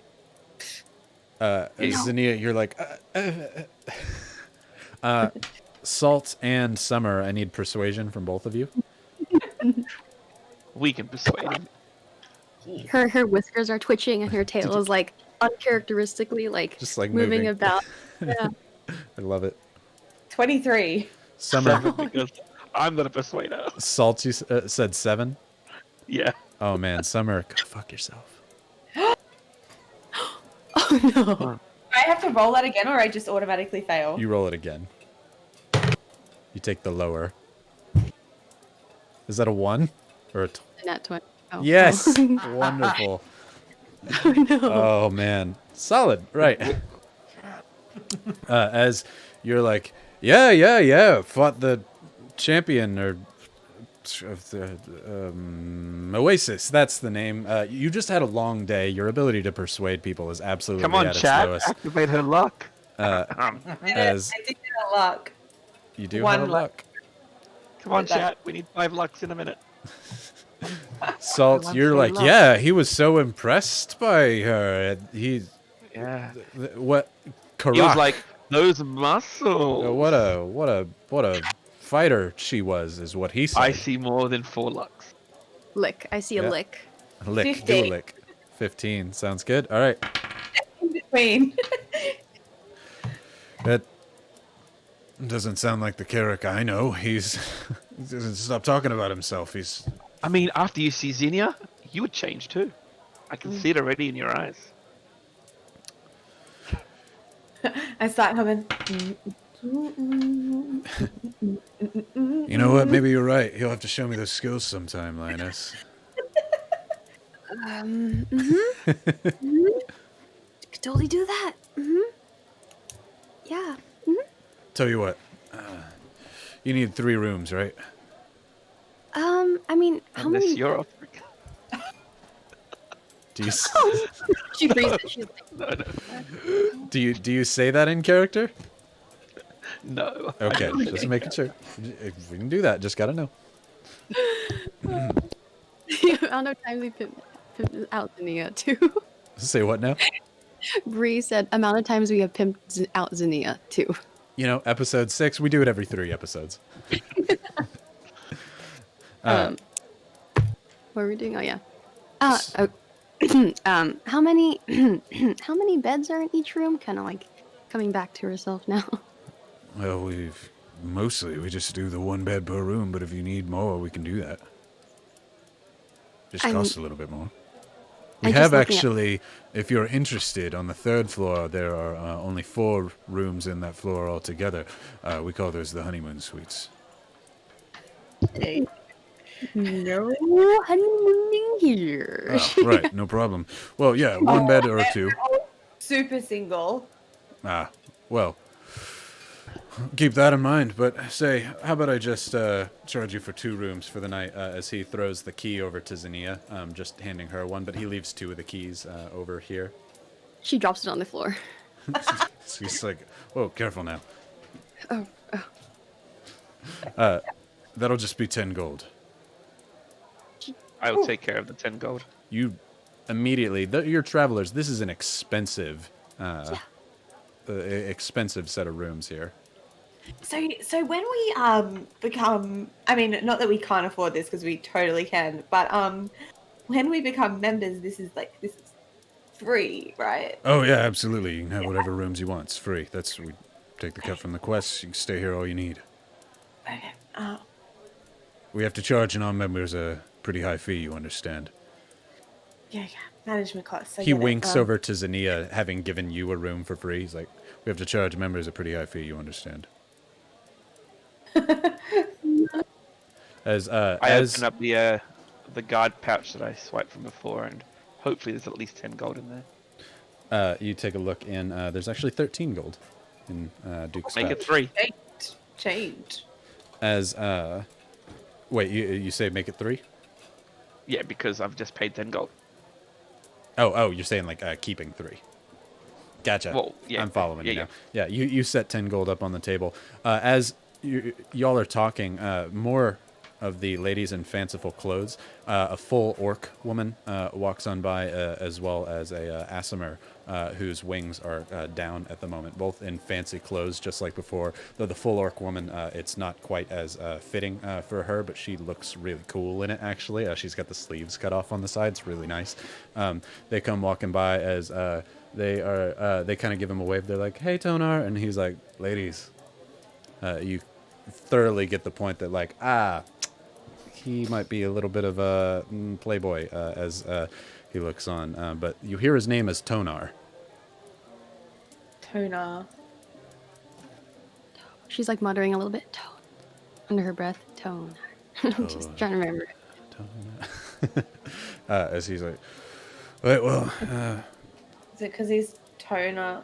His abs are toner. his abs are toner than yours." No, it just happens to be. But it's not FabiOrc. I know. It's what a shame on the name. He says, "Well, dinner should be happening soon. Feel free to make yourselves at home. Food's always on the house here, though. I make some of the best food you'll ever have. But please sit. People play music. Enjoy your memory. Your room should be up on the 2nd floor, just farthest down in the end. Just let me know if you need anything." We will. As he heads over and starts grabbing some ale off of the bottom shelf showing off his little booty onto the side. You catch a quick glimpse before coming back to reality and turning away from the bar. It's so hard not to take a look at it when it's just chiseled like that. Peach. Peachy. Peach emoji. Right. As a team, you have been sitting with Robert for a hot minute, maybe about 20 minutes or so. Are you still planning on sitting out there unless specifically... No, I'll probably head back. Okay, sounds good. At a certain point, you kind of mentioned to Robert, like, we should go check on them, and he's like, yeah, good point. As he pulls his other boots on after washing the sand best he can off his feet and We gathers really need to get you themselves. some new boots. Look like sheep. Right, they were my father's. That Me too. Both kind of sharing very Dragonborn humor of like, sorry you had to have that hand-me-down, right? So he's like, me too. His feet are smaller than mine. My toes are cramped in here. We'll definitely get you some new ones. Wait, I appreciate that. That'd be nice. But I mean, I already owe yeah. you so much. Don't feel obligated. Take care of yourself first. There's not much I need in life. Not like I have to eat or anything. But at that same token, I only have 5 gold, so hope we can get you some boots. We'll see if we can get some work. As y'all start walking over, as you're like, Atta! As flying off over the seas, heading towards you, you can hear, again, very... as he's flying over towards you. It sounds like a horrible missile. However, he's like, oh my god, I saw a shark. It was like 100 yards out. It was so cool. As he flies This and is lands wonderful. over on your shoulder and curls up in your rib cage. You join Very good boy. the inside of the Red Wagon Inn right about the time that the conversation with Tonar ends. As you all have your keys there, you turn around and you see Robert and team coming, walking out from somewhere back into the inn. There's a couple spots, though tables are filling up quite quickly here. Let's see him through the bar. Walk up. What did we miss? How is this place? This place is great. Well, it's totally free, but to be free, you have to actually go and do like these questy things. So I think we do all the questy things. It's going to be amazing. Yeah, and Xenia can't keep her eyes off that gold Red Wagon Inn pin. I think she really wants to get one. Xenia, if you didn't already have a point, I would have given it to you there. That was wonderful. Thanks. Xenia, is something wrong or are you sick? Huh? She looks a little blushed, a little red in the face. Are you sick? I'm fine. I'm fine. Okay. She's fine. Xenia turns back and looks over. Team, nothing escapes your eye. We should join. We do quests and stuff, and then you get pins, and it looks like you can collect them all. And I'm Yeah, kind it's like a really nice gold pin. It's like an A. Sounds great. Is that, what does it stand for? Awesome. Yeah. Or Slip deserves one of architect those. Or archaeologist, or Yeah. You said Slip had one? No, I said he deserves one. After kicking the man out the side of the window. It stands for don't know. awesome. I don't know if that was one of those like chores that you had to do on the list. That there's a list over there. Well, We do one of them. We get free rooms. Apparently, they're going to give us money, and then also money we get and a room? Yeah, and pins. Sign me up. As, I know, right? Robert is going to go walk over to the quest board that you're pointing out and start taking a look at things. I'll join him. Yeah. Same. What do you reckon about this one, Robert? And this one, and this one, and this one sounds really cool. I can't reach Robert. They're high. Robert pulls you up and holds you. It's literally him holding you like this up to this board full of papers off on the side as you're taking a look out there at everything. Salt, you climb up on his shoulders and take a look over. Oh, even better, I'm hanging on the wall and using my tail to point at it. And Beautifully. this You're one, like, and and this that one, and that one. Xenia, they said they were going over. Are you also going over to take a look at quests, or are you otherwise occupied? 30 seconds delayed. Like, Okay. Everything's just a little slower right now. Maybe the A stands for all quests. All quests. Because we're gonna do them all, so Again, a few chuckles come from quests, some of the all other quests, people all here. quests. Right. We're going to have some fun with it, God of Chat and Whispers and Deciders of Fates. On these quests on the board, you see several different things. You see skulls along the bottom going seemingly different amounts of skulls. There seems to be anywhere between 1 and 4 skulls on any of these papers here, almost stamped into the bottom of them. And there are a different variety of skulls marked across all of these things, but there are dozens of papers up here on the wall. I want chat to tell me what they think the coolest quest would be for everybody. This will be more a challenge for me to make it happen and roll. And then after we decide the quest, I want chat will then decide how many skulls are on that quest. I'm going to hear 3 quests and give you all 3 options that seem to catch your eye the most, whether it's by the handwriting or if it's the chicken scratch and whatnot. So let's see what everybody thinks should be on this quest board, and we'll go from there. Making more porridge. it's gonna be Poor 2 skull right skulls, there. right? It's gonna be 2 skulls because then if less skulls is worse, then we're in the middle, and if more skulls is worse, we're also in the middle. I have a feeling. Not a bad idea. I saw one that says reclaim a fallen star from a dragon. I like that one, so I'm going to write that one down. Where did I put my little pencil? So y'all tell me some other ones that come up as I'm writing some things down. Access ancient library to recover Helping an old lady in a garden. Hunting a giant salamander. Giving Robert and Penguin a bath. Something to do with the Rat Folk Temple. Something to do with the Steal the rat. tiara from a goddess's head. Ooh. Catching chickens that escaped, but they're actually cockatrices. I kind of like that one. Okay, chicken. Finding a Reclaiming. lost cat. That to not be a cat. Rescuing a lost adventurer. Rescuing a lost adventurer. A nobleman has been kidnapped and is being held for ransom. Rid of a ghost from a haunted house. From the astral plane. Save a cat from the astral plane. Save a cat from the astral plane. Now that is interesting. A witch has been hexing someone's garden. Hunt for buried treasure. Finding an Atta translator item. How would they know who Atta is? Fight a dragon from Silver Spring Fruits. That could definitely be one up there. Salamander riding halfling. What's up? Capture a salamander riding halfling. A salamander riding halfling. I like Is that that, one. is that going to be like a rodeo, except they're salamanders and all of the cowboys are halflings? Yes. It is now. All right. Now, chat, tell me, because I'm going to choose between these, but I want you to tell me between 1 and 4 skulls what your favorite numbers are of these 3 quests. We have Reclaim Star from a Dragon, Chicken Reclaiming, and Capture a Salamander Riding Halfling. I'm seeing a lot of 3s on these. 4, 4, 3, 3, 3, 3, 4, 2 or 3. Lots of space.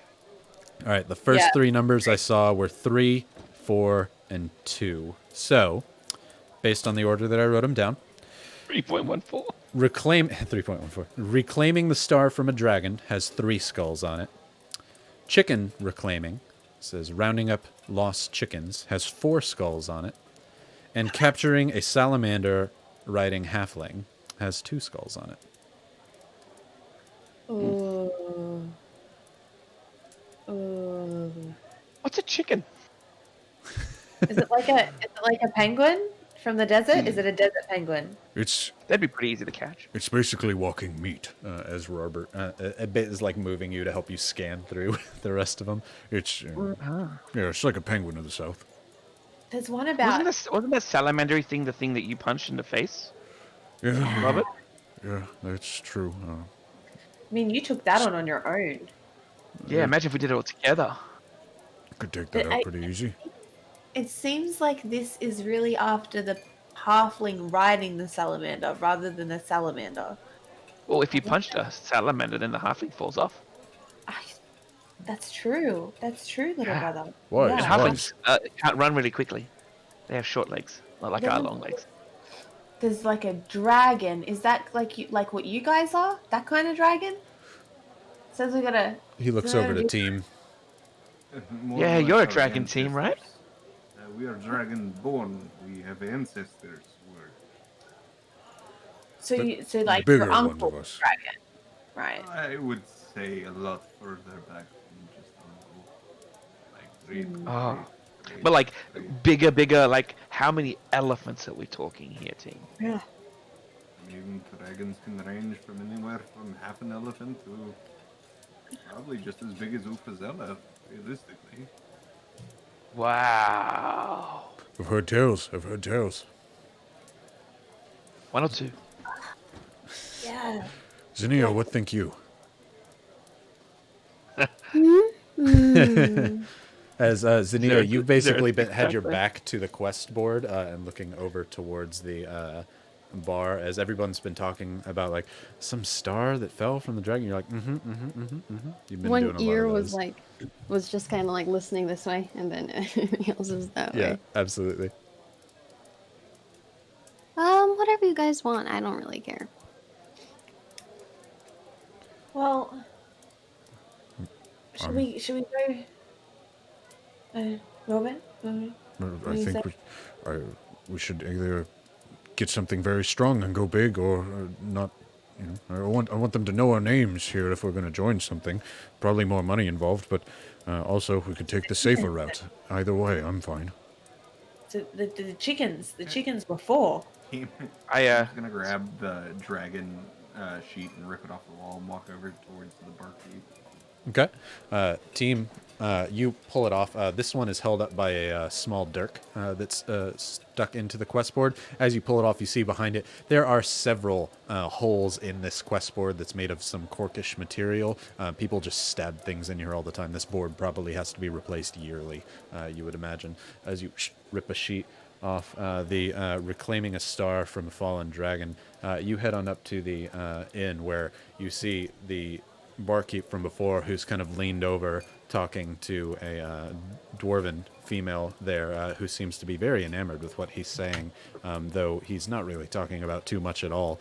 So he's like, yes, so there's this particular type of meat that I find just marvelous. Slap it down on the table.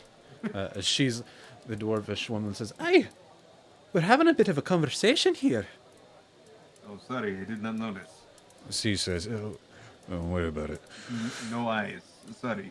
I've got to keep up the business, you know what I mean? As he, you can hear it go, as he takes up the paper here and takes a look at it and says, You want to... Perhaps for your first quest, you might want to try something a bit easier. I wouldn't want you to... Shush. Tell me about it. Right? You do not know me. Fair enough. I hope that you can handle it. Right, so these quests, if they're on the board, they're not terribly difficult. We keep the harder ones here with ourselves, but this is still quite dangerous. Off in the distance, to the mountains to the north, there was a star that fell maybe a fortnight ago, and we think it's near a dragon's den. There's a smithy in town who wants to turn the star into a weapon, and so if you can go get the star, bring it back to him, you can earn quite a bit of coin, and, of course, join the guild. Tell me about this dragon. What kind of dragon? You know? Dragons to the north are nasty beasts. Green dragons, forest dragons. They come from Elfinvale itself. Some of them decide to get out of their giant tree perches and make their way up to the mountains where it's a little bit safer, less predators when they're young to raise the children. It's dangerous, for sure, but you might even be able to get in without being seen. It's crags, hills, lots of it. A lot of the dwarves come from the mountains to the north. They might be able to find where to go from them. Thank you. He's gonna grab the paper and start walk back to the group. okay. As y'all are like, What's this? What is really though? What is a chicken? As team comes back with the paper over there and rejoins the group. I think we could do this one. What did he say? What did who say? Oh The my God. bartender. Did he say anything about me? He did not. He said that he thinks we will die. Oh. Did he seem sad about that though? Like, I when was he not brought paying that- attention. I apologize. he probably seemed sad, Xenia. Like, I reckon he was probably sad. I think so. You think he's just From trying what to I did challenge notice, us? apparently he was talking to some. I think he's playing hard to dwarvish get. Woman. I don't know. Yeah. Hard to get. I think if we do this, we can just prove him wrong, and then he'll definitely notice me. You say you specifically? Oh, you're wanting to assert yourself as a dominant warrior. Of course. Okay, yeah, I can understand that. That's honorable. Flip. Robert says. Can Wonderful. team roll an insight, like knowing, Totally. Absolutely, knowing you can. Xenia for a while now? Like never have seen this Absolutely, you can. before. Let's say, what's my plus on that? I think it's a +0. Let me see. It's a flat 18. I don't think you were being terribly obtuse about this, Xenia. And with an 18, you've been traveling for quite a while with each other. You know, you've started to learn what Xenia's type is, and that guy is everyone's type. So, Team stops. He looks back at the bartender. He looks back at Xenia and he goes, "Oh, I see." See what? Now What? then, Don't I will See him. Let us do this. You can prove your worth, but honestly, he seems easy. But I don't know. That is just me. Easy to please. He understands a fine warrior. I get that. Yes, that. Xenia, we will make you the strongest lioness that orc has ever seen. Robert is loud as Oh, he no. speaks. Oh no! We will make you the finest warrior that orc has ever seen. As he points over to Tonar, who turns and takes a look. And then Summer says, and that dwarf, and that person, and just starts pointing And to everyone in here. everyone will know your worth, Xenia. As you start pointing it out, everybody starts to look over, which a different type of embarrassment has come your way, Xenia, as your friends covered for you. However, everyone's like, as you start pointing people, What do you have to prove to me? "Aye, lassie, there's plenty of warriors here. I reckon I'm the toughest one here in this bar, matter of fact." As his nearby friend, a big Goliath, who's sitting next to him, kind of elbows him in the shoulder and says, Shut your mouth. You know that's not true. as he says, "Hey, why don't you come down here and say that to my face?" As The Goliath says, I'll have to lay down to do it, Pipsqueak. as the dwarf says, "Oh, you," as they start literally going at it and start punching in the inn, as people immediately start moving the tables back and away, the chairs, picking up heavy stone tables. This seems to be a quick and common occurrence in this place, that fights break out, proving toughness in the Adventurers Guild. Everybody was very quick to move them. Summer, do your thing where you go and you get monies of everyone when they're fighting. Do it. Yeah, I take the hat off, plop Penguin on my shoulder, and I come around with the hat and I say, "Who wants in? Who wants bets? Who wants in? What are we saying? What are we placing? Who are we having it?" Hey, you look like you're a betting man. Come here. As the Penguin McCool tries to help you out on your shoulder.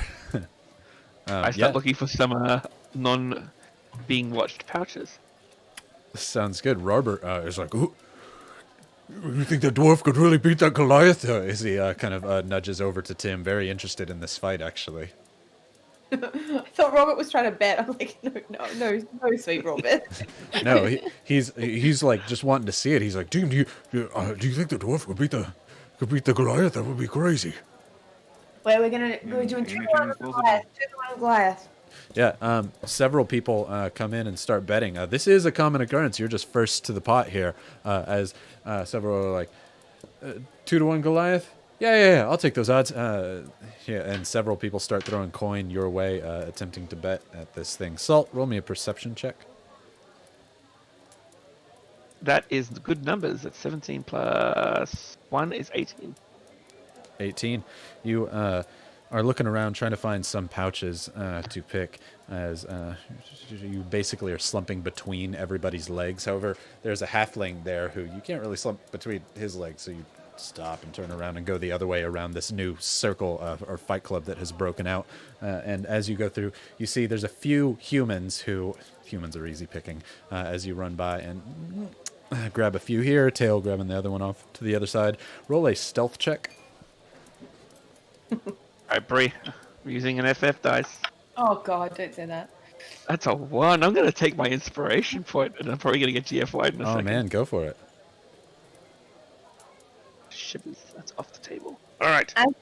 As this is what we tend to do, That's can I try and like do my whole distract situation as we make our I make my way around with the hat? You can try, certainly. Alright, that one's a 22 stealth. Yeah, go fuck yourself. Fine. Alright. Down to 2. Ah, 21 stealth. Oh man, I really want you to fail this one. Do I use the other two here? Ugh. Nah, you're a stealthy boy. I'll let you keep them. I want to keep your GFYs for a more crucial moment. Yeah. That's Laura again came to the rescue. Thank you, Laura. You got. Oh, What? Fortune Favors is failing you. No, Laura's dice came to the rescue again. It's fine. You score a jackpot here, Salt, as one of the humans, a female who has a spellbook off to the side. You think coin purses or something, but a full spellbook? Now that's really something, as you unclasp it off to the side and tuck it for later. A full spellbook worth probably around 100 gold or so. You have a solid steal, because I rolled a nat 20 for what you get there as your gold. Solid reward for you, my friend. Xenia, are you betting on this at all, or hiding in your embarrassment?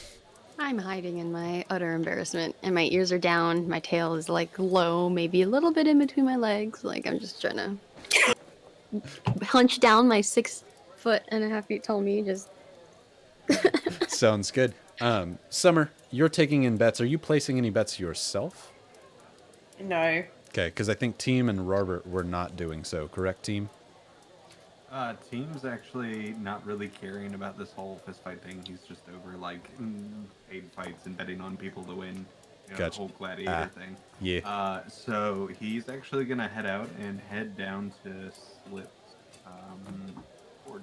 Okay, sounds good. I know what we're dealing with there, so we'll deal with that kind of as a off and aside thing. So, Team, you leave. Robert is enamored with the fight. He loves watching fights, and so as you leave, he doesn't really notice you get up and go.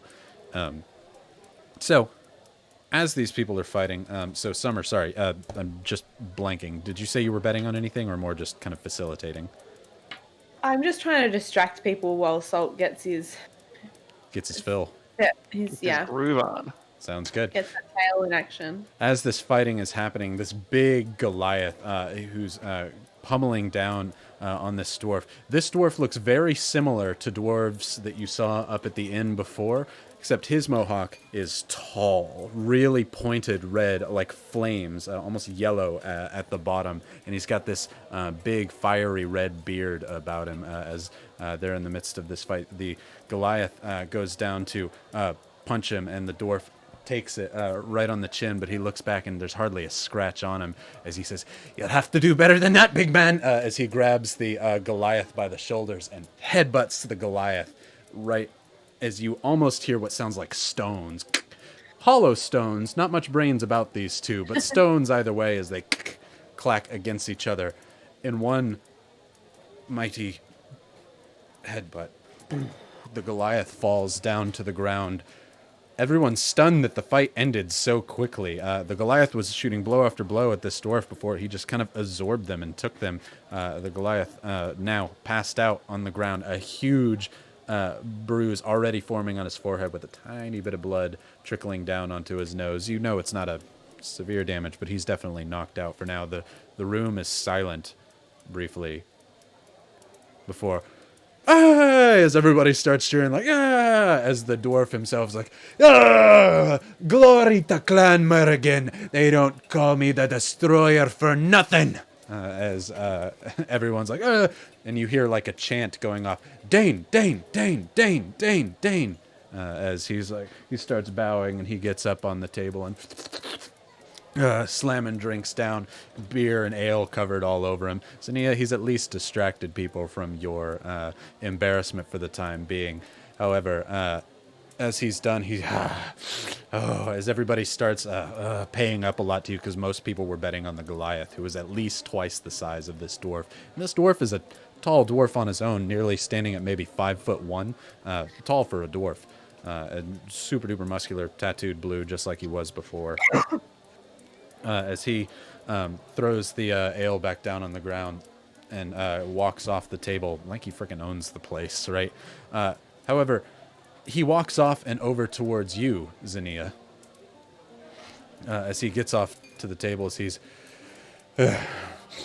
takes a big kind of wipe off of the ale and looks at you and says, "Hey, so you want next?"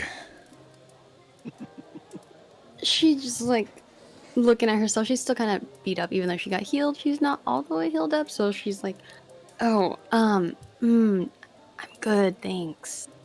Hey, probably not a bit of a challenge anyway. Regain your strength. You look weak for the day. I mean that no offense, Lioness. None taken. It's true. I am. Right, you could see it in you. Long day's travel. Yeah. Yeah. She's starting to get a little bit sore, stretching it out a little bit. That's good. Have you had something to eat yet? Roll a perception real quick. 17 plus 5, 22. 22. This dwarf on the... again, he's shirtless, but half the people in here are shirtless. Dude's got nothing better to do but fight most days. You can see on his belt line, he actually has a gold pin, much like Tonar does, on his belt. Off to the side there, that he keeps as he's like, You had much to eat today? No, now that I think about it, I don't think I have. Right, well, it's about supper time. I think you should get yourself something to eat if you're going to be walking around weak like that. Come. Let's get you some grub. Okay. as Summer, you're still kind of doling out the gold. As Salt, you're more like, oh, yep, no, that sounded about right. I remember hearing that bit because I was right here the whole time. Don't forget to tip your punt master over here, friends. A few of them, you can tell they're like, they know that you're kind of a swindler of sorts, but a few of them toss you a few silver for keeping track of the coins and stuff. All in all, you make about 10 silver out of the deal. Xenia, the dwarf goes and sits back and helps move the table back over to where it once was. There's now an empty seat where the Goliath once stood. Everybody's just leaving this big Goliath here on the floor for the time being, as he's kind of sitting behind you. You'd have to step over him to get to the chairs. He's like, come, sit. Is he gonna be okay? He's fine. He'll walk it off. I didn't hit him that hard. Okay. Sure. What's everyone else doing? Are they sitting too, or are they? Summer and Salt are working with the bookers and the people for the time being, and doling out the rest of the gold. Team has left the inn for the moment. Oh, you know what? I think I should really find my friend, actually. Oh, all right. Do your business. Just make sure you get something to eat. I wouldn't want you going hungry when you're hurt like that. I will, thank you. And she'll go look for a team. Okay. You go and look around the bar, trying to find your friend. Robert comes up to you. He's like, Xenia, did you see that? With one blow with his head. I couldn't do that if I tried. That man was huge. Oh, man. Yeah. You know what? I think you could try it, though. I think if you had a little bit of practice, I think you definitely do it. Oh, I probably could. Yeah. I just need to believe. Train. Practice. Train. Let's get this star from this stupid dragon so I can get to training. Yeah. Yeah, Robert, there we go. Hey. Hey, have you seen where Team went at all? Uh, I don't know. He's not much into fighting, I guess. I thought I saw him leave. Yeah. Yeah, I'll go get him. Sounds good. Summer, Salt, did you see that? As Robert runs over to the two of you. I saw everything. Oh my god, it was amazing, and there was like things going on, and it was just great. And then it finished. Robert finally matches your energy. He's like, oh, there was so many things going on. There was a punch and then another punch, but then it all Yeah. ended with just a one headbutt. Amazing, isn't it? I think so. Oh, Xenia, do you know what though? Like yeah. after all that, I'm feeling a bit sleepy. I'm not That's a gonna good lie. idea, Snicks. I think Tired? I'm gonna take my dinner upstairs. Salt?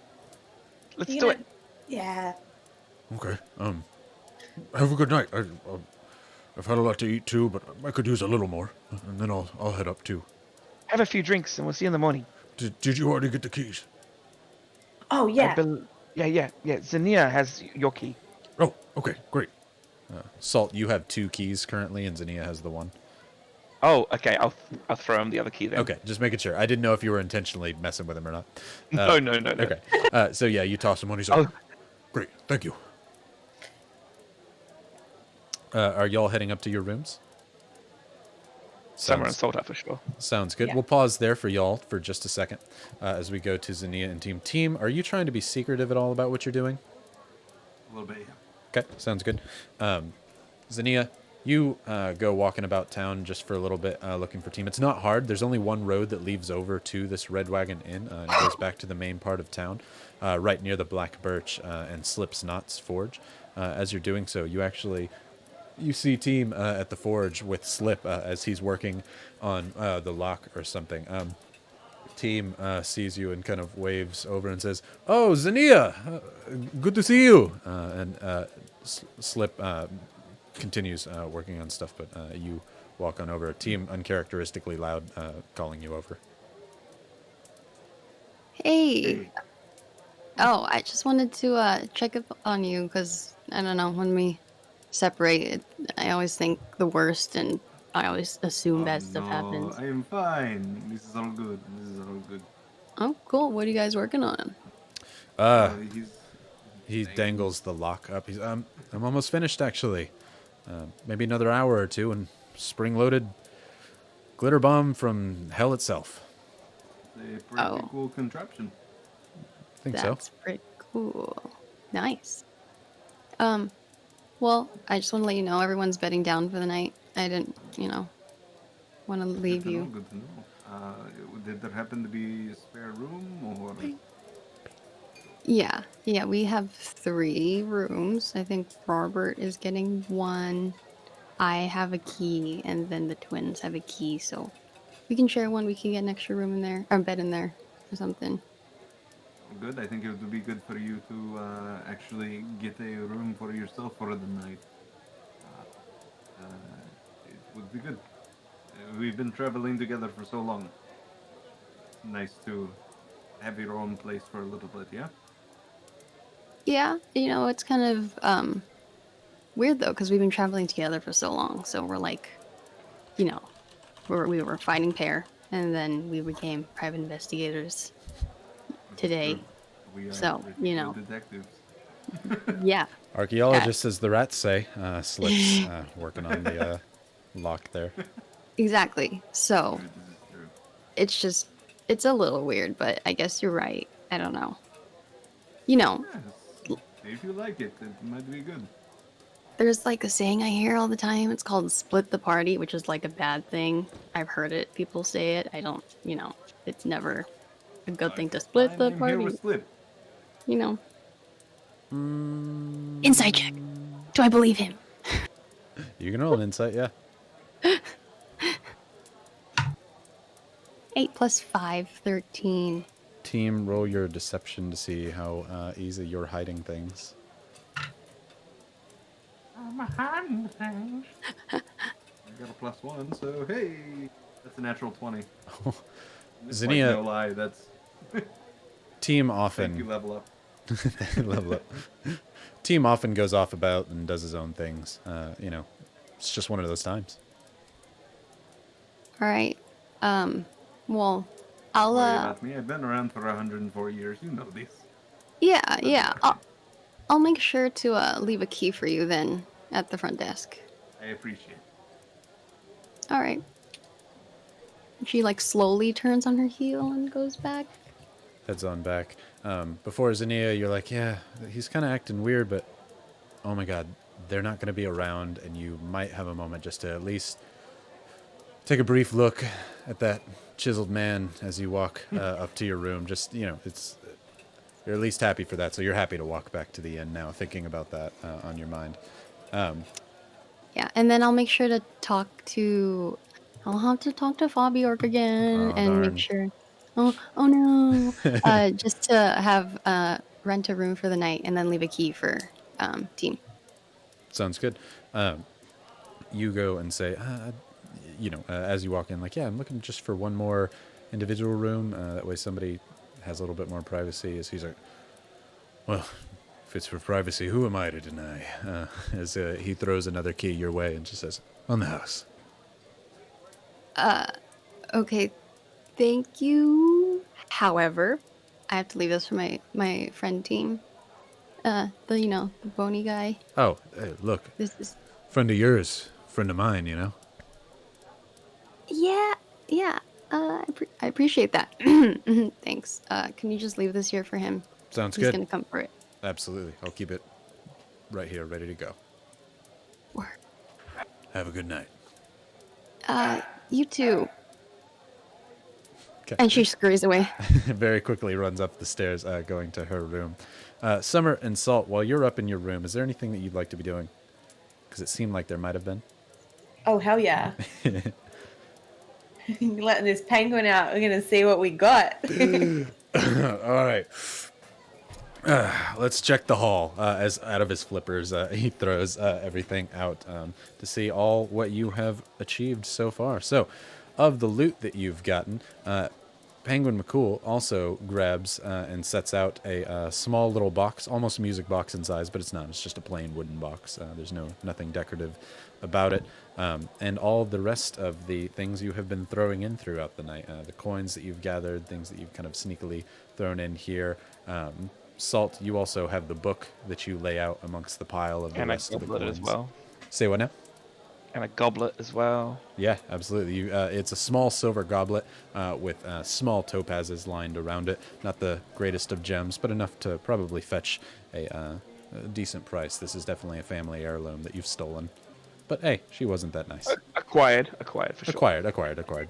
So One- sis, I got this book. I don't know if it's what it is, but it's book. Looks good. It's got nice things on it. It's a red leather-bound book with kind of gray writing off the top. It seems to just be the name of the person from whom you stole it from, the mistress that Acquired from, Acquired. written in gray ink and silver down the rest of it, where the runes and markings of a typical spell book go on its outer edge. Is this something you could use, sis? Otherwise, I'm sure that there's like a finder's fee if we return this. Yeah, that's always a good strategy to just return to sender. I have to flip through the book and see if there's any spells or anything that I recognize. Yeah, absolutely. You flip through. This appears to be a evocation wizard's spell book as you're looking through. There's quite a few spells in here that we, have seen before as typical wizard things go, mage hand, etc. However, as you're reaching through, there are a couple other spells that you have not seen before. There's one called Chromatic Orb, which catches your eye. It's written... what languages do you speak, Summer? Oh, good question. What languages does someone speak? Elvish. Elvish, Common, and Down Under. Down Under. Right. It is in Elvish, no worries. So, in Elvish, this is all written, very eloquent handwriting. Fancy folk. The fancy folk. In common writing is a Chromatic Orb, as well as one page detailing something called Lightning Bolt. Ooh. Okay. I mean, there's some things that I've seen before, but there's some things that are like definitely new. It definitely it couldn't hurt for us to look at them and then Are is this the sort of thing you can use? I don't understand it myself.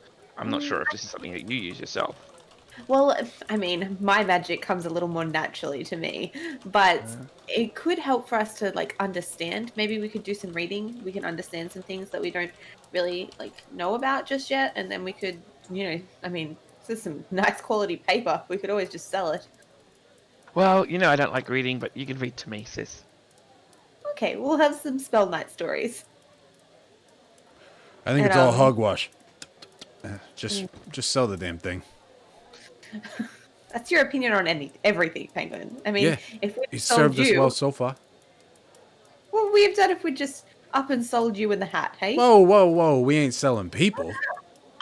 we didn't know you were a people when we got you, did we? Fair enough. I'm just I mean, saying. maybe this Tell them what this they think. goblet is alive. Yeah. I shake it around a few times and You nothing shake it. happens. He taps it with his stick cigar. Hawk it. I really want to look at this rosebud, this ruby rose gem, Yeah, and absolutely. the box, and spend some time. Whoa, like, sis, where'd you get those from? Salt, wow. your keen acquiring eye notices that ruby is quite valuable. Yeah. Does it feel like it has any magic-y vibes or just high value vibes? Roll me an Arcana check. While she's doing that, I'm gonna grab it and have a closer look. Absolutely. And go, oh, sis. Oh, this is worth at least 15 whale skulls. That's for sure. Have to make a table for whale skulls depending on the actual value of this thing and translate. Summer? With a nine, someone kind of just looks at it for a while and considers her options and just, yeah, right. You're not Wish I would- certain. It seems delicate to be sure. It might have magical properties. The rose itself, it is a rose made of rubies. It feels almost shifty as you're holding it, as if, like if there's a bunch of magnets held together, you can tell that it's not one solid piece. So you feel like you want to be a little bit careful with the petals. Okay. I kind of, I don't know why, but I don't really want to sell this. Is that?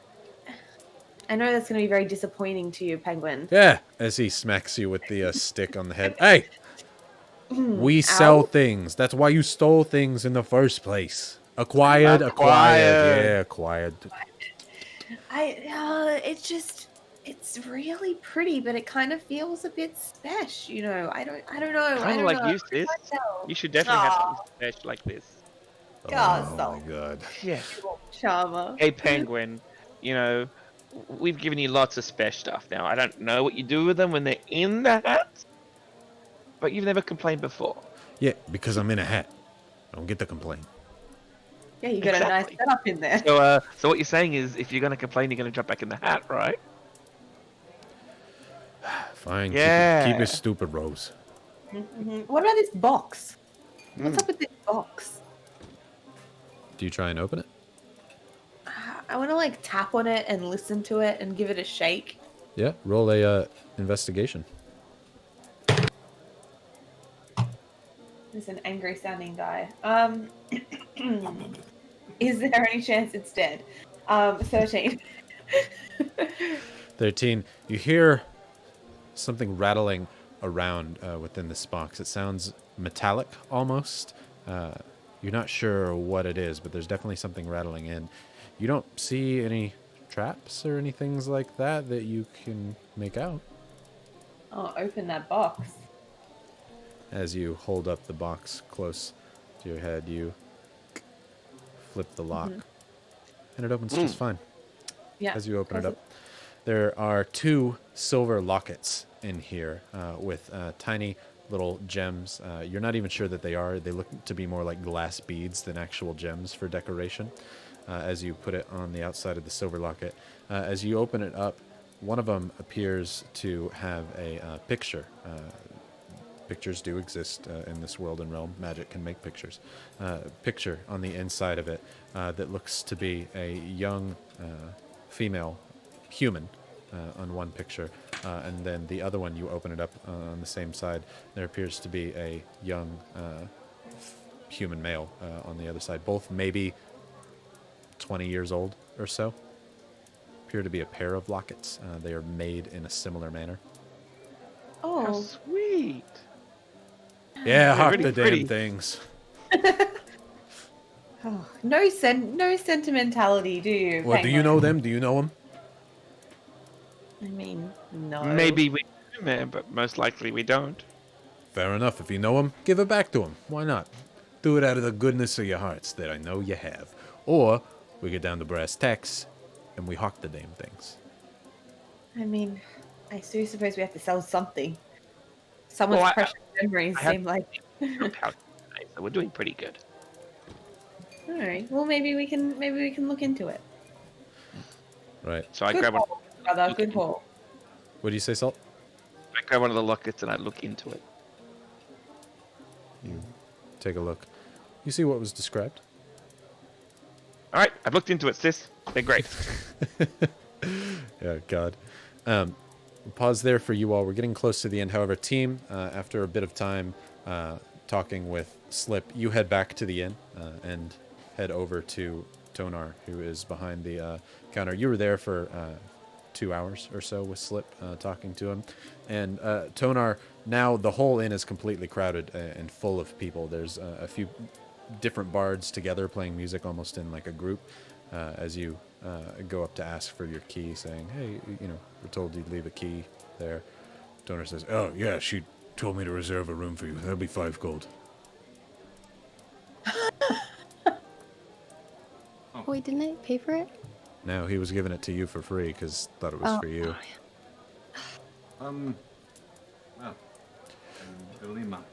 It's expensive, but, whenever you're a member, it's free. Well, I am sorry. I appreciate, and Team's gonna go back out as he only has 5 gold. Well, No problem. Have a good night. You too. as And he's gonna go back to Slip and ask Slip if he can sleep there for the night. Slip's working, he's like rejected or something, I guess. It happens. Yeah. If you don't mind sleeping on a dirty cot on the floor, you can sleep in the forge, I guess. There's a small wooden Honestly, almost I shack where all don't his even have to materials sleep. are. I can just sit and meditate and have a think until morning. I appreciate you. Thank you, Slip. Yeah, just if you're gonna be here, watch my stuff, I guess. I think we got rid of everybody, but still, whatever. Yeah, it's okay. Yeah. My valuable things are left with the others, so. Good. Well, let's finish up work on your thing, and we'll pause it there for the night, as I think that's a good spot. Everybody getting to go to sleep for the night and head up to their rooms and have their general night's sleep. We will come back to that because we won't say that the night's just over. So if there is anything that you want to be doing during the night, we'll start off there at the next episode of the Red Wagon Inn. It was a fun episode, everybody. I like all the roleplay episodes and developing, so it was super fun. Right. But now we're at the end of the episode. It's time for the giveaway. Whoop, whoop. Whip, whip, whip, whip. Yeah. Space jelly dice. Right. We have Alright. about 1 minute left. Make sure everybody gets in their exclamation point LUDs to enter the giveaway so that you have a chance to win these space jellies. Oh no, it does actually work for me. Robert's in his Oh. own room sleeping.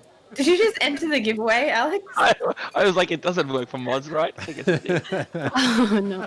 If Alex wins, Well, we have if to you win, start I'll over. give it I to will you. redraw. If Alex wins, I will redraw. like that will happen. I'll just get a GFY anyway. If Rybo Mum wins, then Hey, she if- gets the dice. If Ribomom wins, she earned it. Oh, Yeah, no, and then she- we I have- will give her 2 sets. Beautiful. If Rybo Mum wins, can we get her to come on and play? Oh my gosh, I'll try, yeah. Alright, never played excellent. before? Now, Rybo Mum. Oh no, she's definitely not played before. I was like, we gotta have you do a She just entered. she just entered. Fantastic. Love you, Mom. Ribo Mom says Rybo Fire. Mum! Everybody just bows out. They're like, take it, Rybomom. All right, my friends, we are going to close the entries now. Boom. Rybomom is amazing. Rybomom. Awesome. Magpie. Magpie Skies! Woo! Congratulations, Skies. Magpie, for your That's win of the Magpie fancy Dice. space jelly. Oh, it's Magpie Dice? Yay. Hey! Congrats, Magpie Dice. Thanks for joining us tonight on our episode of the Red Wagon Inn. Well, fantastic, everybody. Happy for you, Magpie Dice. Happy for the other winner, which was, I'm blanking on the name. Who was it first? I know who that was. know who It it was was. the interesting name, something cuckoo. Oh, yeah. Oh, yeah. Master Cuckoo or something? Mr. Cuckoo. Mr. Cuckoo, yeah, I think that was it. Either way, congrats to everybody involved. And thanks for essentially sponsoring the episode, Drew, with your double giveaway. Yeah, Mr. Cuckoo. Mr. Cuckoo, that's it. Mr. Cuckoo. That's it. Mr. Hey, Cuckoo. yeah, there he is. Awesome. Well, fantastic episode tonight. Thank you, everybody, for coming and hanging out. We'll see everybody as all of you dream of Tonar and his super toned butt. Nice. Right. Oh my gosh. You have a beholder? Why wasn't that brought out earlier? I have a twin tick. They should Look at fight. us. Look at us. I have a fluffy pen. Oh, I've got 5-on-1, 5-on-1. Anyone want to go to 5-on-1? 5? Don't cross a dice goblin. Right. Fantastic, everybody. Thank you so much for watching. I hope that you all have a fantastic night and a wonderful evening. Bye. Thanks, everyone. Bye. Bye, everyone.